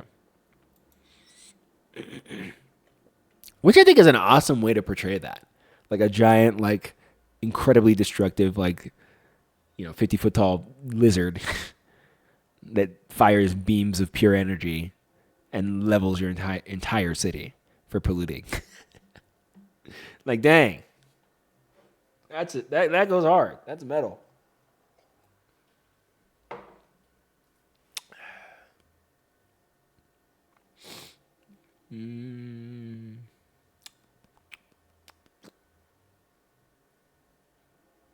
Window capture? Is that what I'm trying to do? I think I'm trying to do a window capture. Hey, there we go. All right.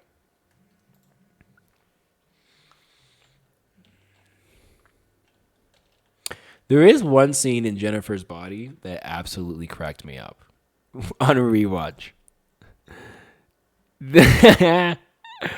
when when she eats the guy in the forest and unhinges her demon mouth. Original Godzilla is a representation of nuclear weapons. Sheen is government incompetency. -1 is survivor's guilt. Oh, okay. -1 is survivor's guilt. That's interesting. When she opens her mouth in the forest and like you see like the whole like demon face that eats the guy, bro. Me, if I was a girl, I'd use my demon powers and levitate all the time. That's what I would do.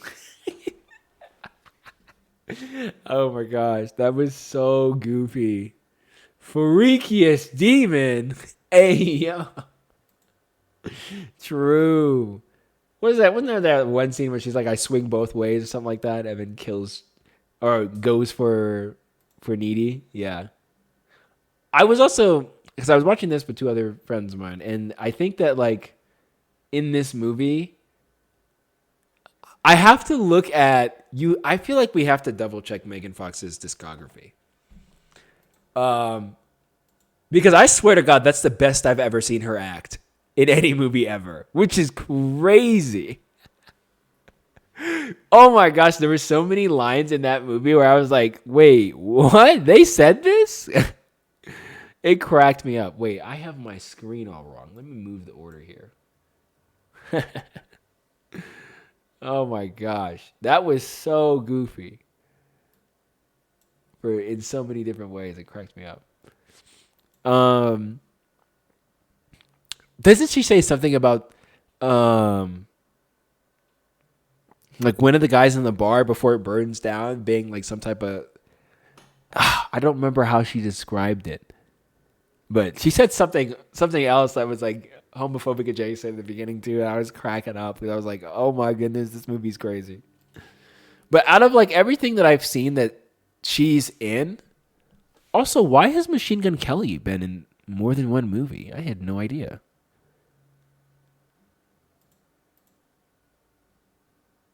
That's kind of goofy. He just has had random cameos. Whoa, this is way longer than I thought it'd be. Okay, that's interesting. Anyways, out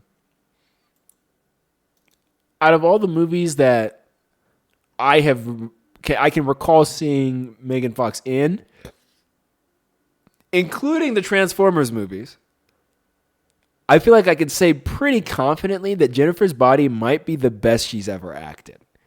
I've seen Subservience, and she is decent in that, but like she's just playing like a more bland Megan Fox, I guess. Which that movie's goofy. Wait, she's in the Ninja Turtles movies? She's April? Bruh. I need to watch the Ninja Turtles movies, I guess. I don't know how that makes any sense. From what I remember from the Ninja Turtles, I would never in a million years cast Megan Fox to be April. That's crazy. What? Okay. I mean, I guess if you have the star power, you can be anything. Yeah. And I also haven't seen most of her movies, frankly. But out of all the movies that I've seen that she is in, never in a million years would I give her an Oscar for any of them. But if I was getting close for a nomination, at least, a nomination, honorable mention, maybe at least, it might be Jennifer's Body. I feel like for as unserious as this movie was, this was the closest I ever believed Megan Fox was to not being herself in a movie, which is funny. She's made a lot of money on some of these movies, so I just thought that was interesting. Has anyone seen The Dictator? I feel like I keep seeing this and it never looks appealing to me. Oh, it's Sacha Baron Cohen. Maybe I do need to watch it.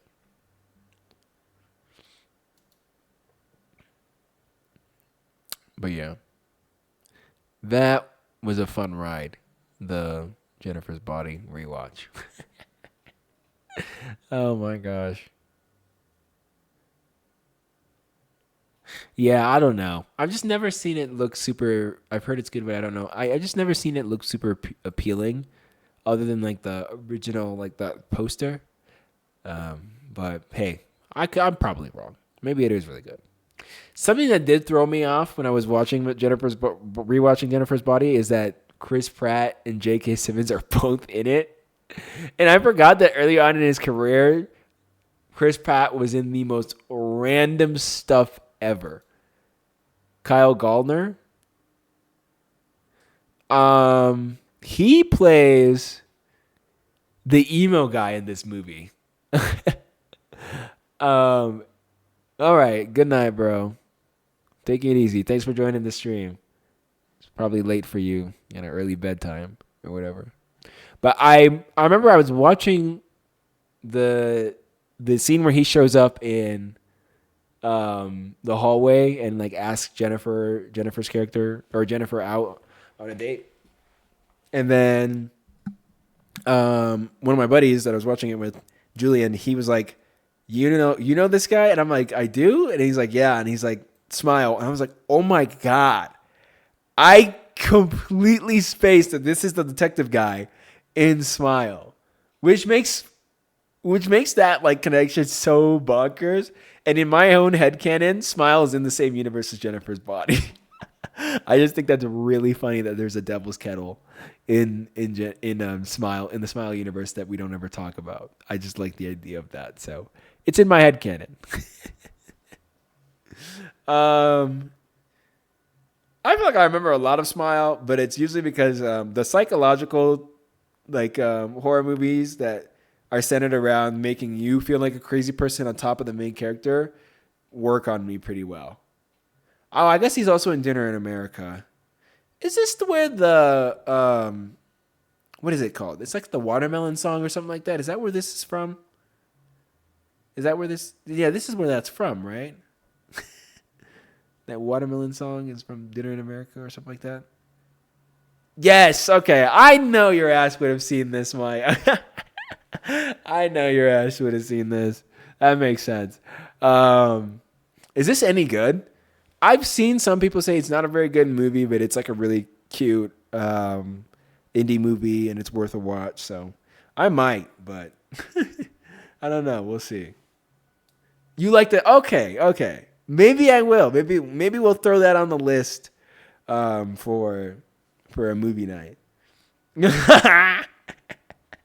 Well, no, I'm just saying, like, it just feels like one of those, like, simple and, like, really, like, honest and down to earth, like, indie movies that, like, is really would line up with, like, their whole vibe. For the longest time when I saw the clips from this movie, I thought this guy was a skinhead. I thought that was, like, I was like, oh, she fell in love with a Nazi. Especially since I had no idea what the badge was about. I thought that he was just like a skinhead. I had no idea he was like just a punk rocker. I thought he was like some like paramilitary like Nazi guy, like neo-Nazi. That's what I thought this movie was about. I'm like, oh, well, that's interesting. Like, American commentary on alt-right young men and quirky nerd girls falling in love. That's what I thought. Literally what I thought. I'm so serious. Oh my gosh. But I guess I need to watch it then, because I later saw a clip where he was like, I guess he's just part of a band. And she's like the number one fan of said band. And I was like, oh, that's a completely different vibe than I previously thought. Maybe I do need to watch this. But yeah, this is on my list. And I guess he was in this one too. He has the most fuck ass haircut in this movie too. Oh my goodness. Speaking of, I feel like we need to make a tier list of the most like nutty. To be fair, skinheads aren't Nazis necessarily. Nazis still the aesthetic, but actual skinheads are anti-race. Oh, really? Hold on. I guess I don't know. What is a skinhead? A young man of a subculture characterized by close cropped hair and heavy boots, often perceived as aggressive. Oh, so they don't necessarily have to be politically aligned with the right. Okay. That's all, huh? Originated in 1960s, United Kingdom. What's the wiki article on this? Oh, my eyes! Huh. Skinhead women. Skinhead man.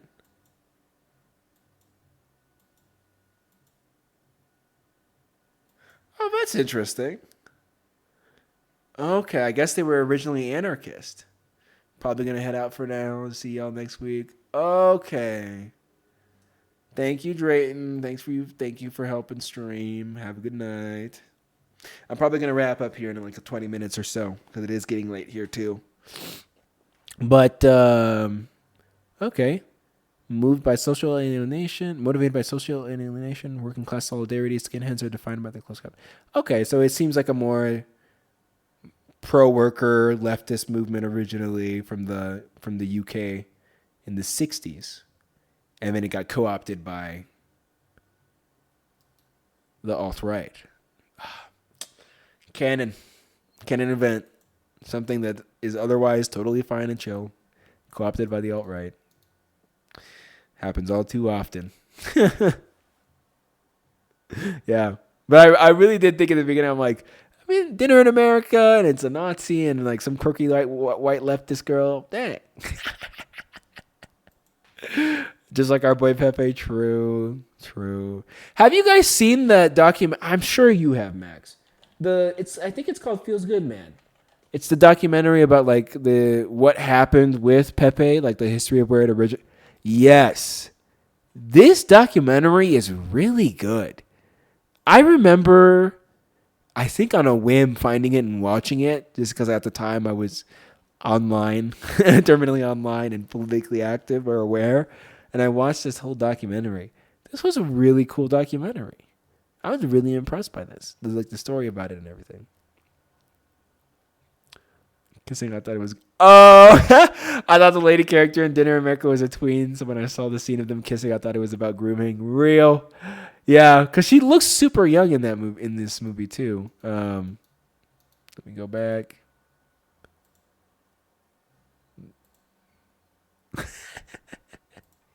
Yeah, yeah, she looks very little. That's not crazy. You're not crazy for that.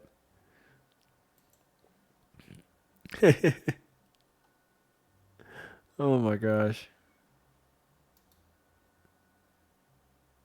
She does literally look 12.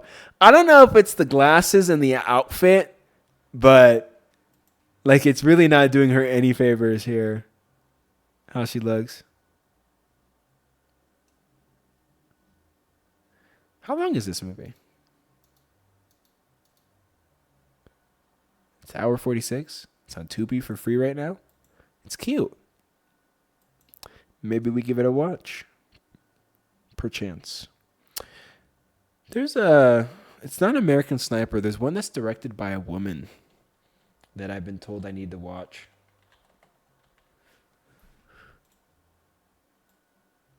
Is it The Hurt Locker?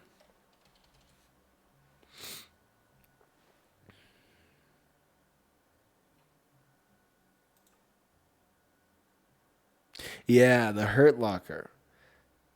I had a friend, woman director, Impossible. They did it just this once. Just this one time, they let a woman direct a war movie. Catherine Bigelow. What do I know her from? Oh, I guess she's done another war movie since then. Is she just a war director? Hold up. Point Break, Near Dark, Strange Days, House of Dynamite, Zero Dark 30, The Hurt Locker, Detroit, K9, The Widowmaker, Blue Steel, The Weight of Water, Loveless, Triple Frontier, Born in Flames, Cartel Land. I don't know any of these movies, I don't think. I don't think I've seen any of them. I know some of them, but I don't think I've seen any of them. Woke nonsense. True. I only want old white men directing my movies. Anything else is subpar.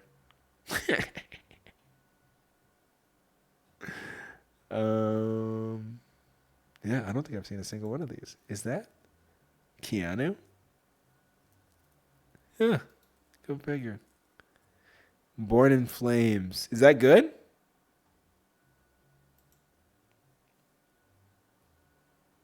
What is this about? American utopian dystopian duo fiction drama. I thought that was directed by a black feminist, but I guess I'm wrong. Yeah, I guess you don't know anything about film now, do you? How could you be wrong about a classic like Born in Flames? A cult pillar, one might say. The 1983 movie Born in Flames. The sci-fi drama that everybody else has seen.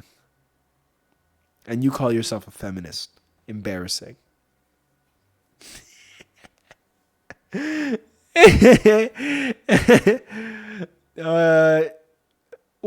I don't know about that.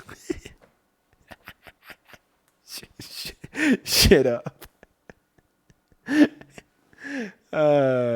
Yeah, I don't know any feminist movies actually. Mainly because I hate women, but let me check.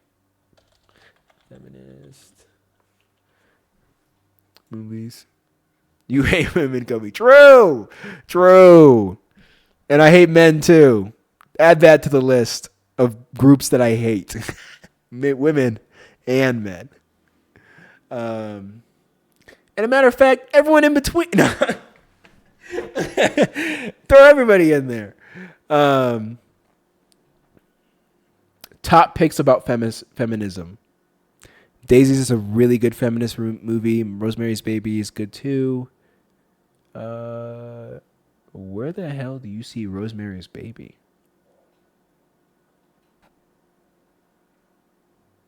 Or Daisies? I don't see either of those.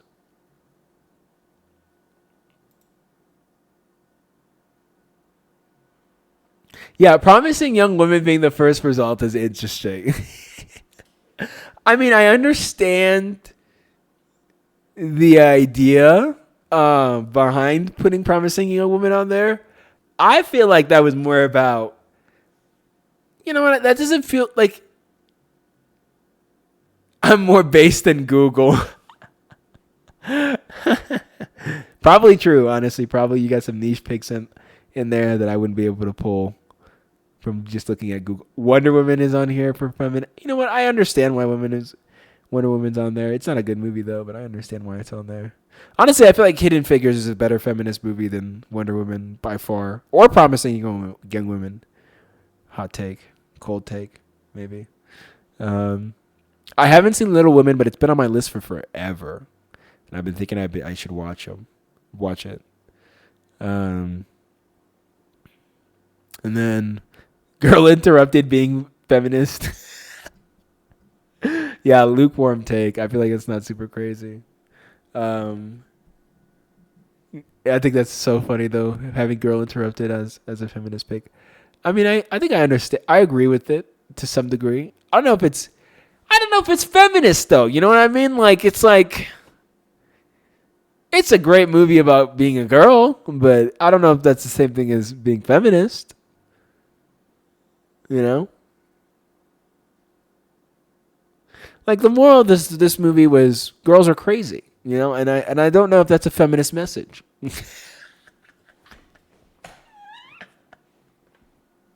Okay. I guess in the context of 1990s America, that is. Oh, it is based on a. Oh, she was a real girl. Susanna was a real person. I did not know that.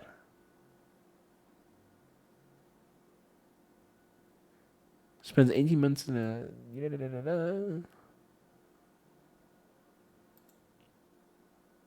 Huh. Go figure. Wrap it up, buddy. All right, all right. I guess it's woke or whatever.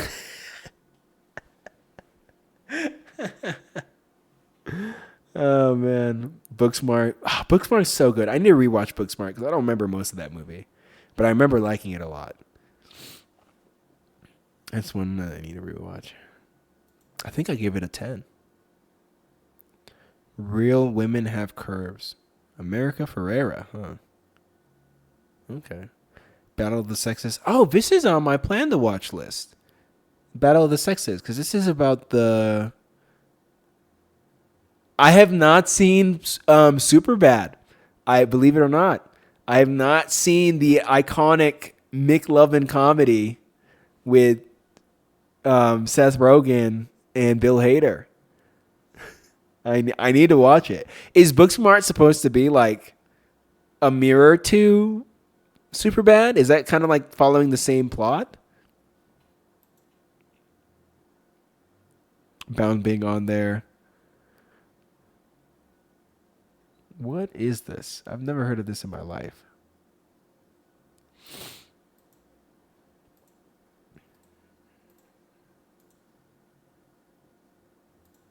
Bruh. I haven't seen it, but it's about lesbians and BDSM. LMAO. Based. Wait. Neo-noir erotic crime thriller. Written and directed by the Wachowskis. Let's go! It's the Wachowskis again. Imagine going from this movie to The Matrix and then immediately followed by Speed Racer. That's so bonkers. This is definitely going to be a late night movie night for sure. This is going to be the 10 o'clock movie night. One of these nights for sure. Max, add this to the list. Yeah, Freaks Anonymous. That's the trans women agenda right there. True. Based and woke. Woke and based. Battle of the Sexes is, I think, about the um, homophobic male tennis player against Billie Jean King. That's one that's been on my list, but I think that one's more of a comedy. But I do want to watch it because it's got, it's decent. It's a decent cast. It's Emma Stone and Steve Carell. Sarah Silverman's in it. Oh, nice. I like Sarah Silverman. But yeah, that's one that's been on my list for a minute now. But I need to watch it. Y'all said Rosemary's Baby. Is that a Stephen King movie or a Stephen King based off a Stephen King book?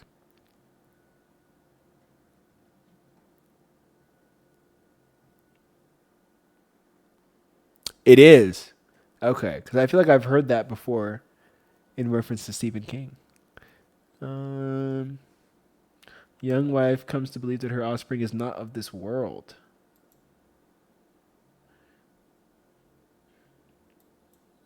Interesting. When she becomes pregnant, she becomes increasingly isolated. Diabolical truth is real only after she gives birth. Is this about Max always brings up the problematic director?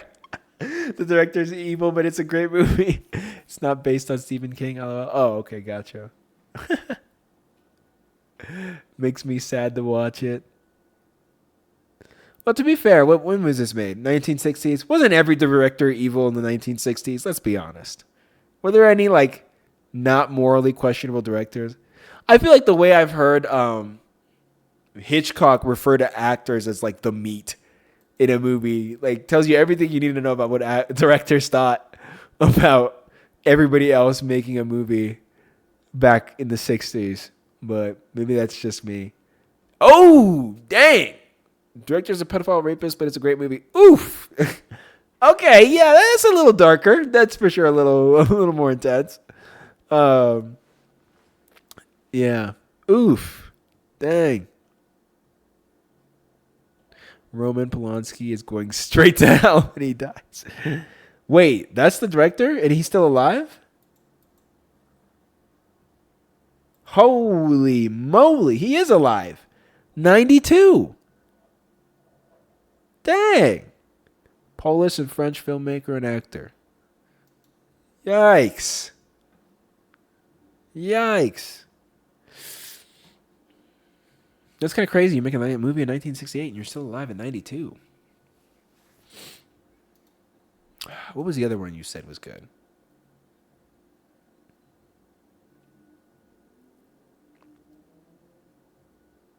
Daisies. That's what you said. Daisies. Oh, hold up. 1966 movie.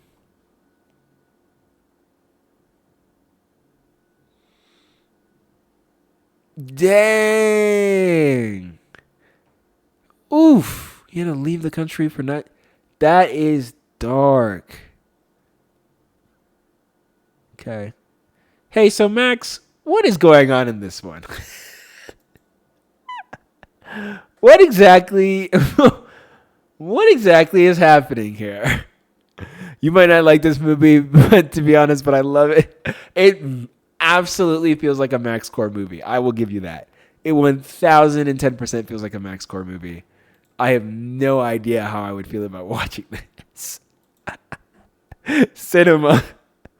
Okay.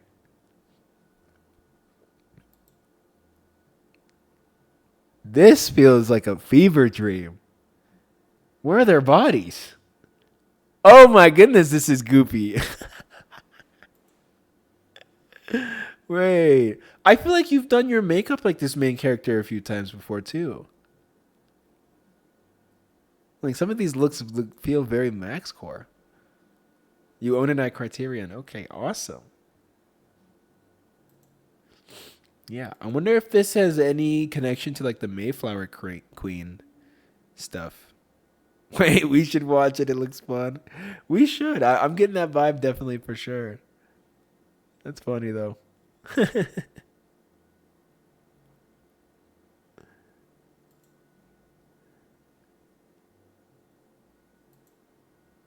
Dang. Wait, we should. Okay, hold on. Something is coming to me now. I feel like we should have. It's about women being hedonistic and chaotic. It was banned in the country it was made in because it was too revolutionary and feminist based. That's how art should be. Amen to that.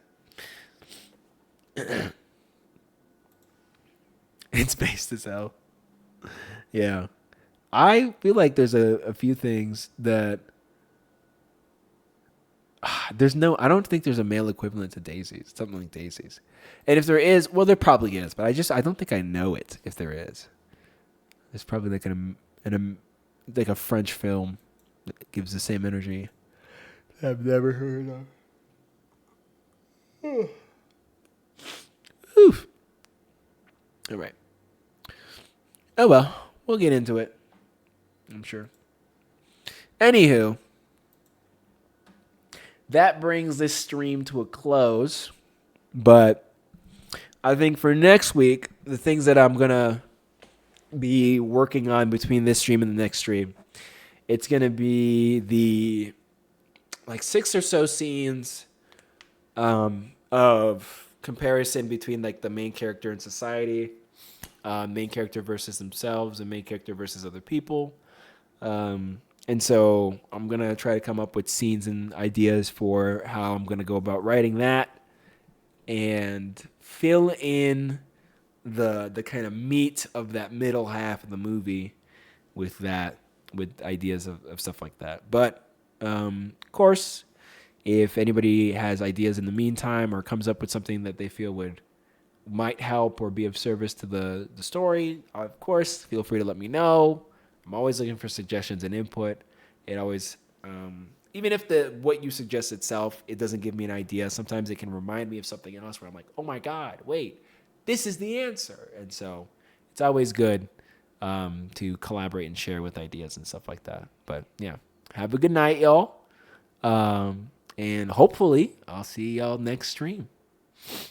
Thank you. You as well. Good luck with your space adventure story.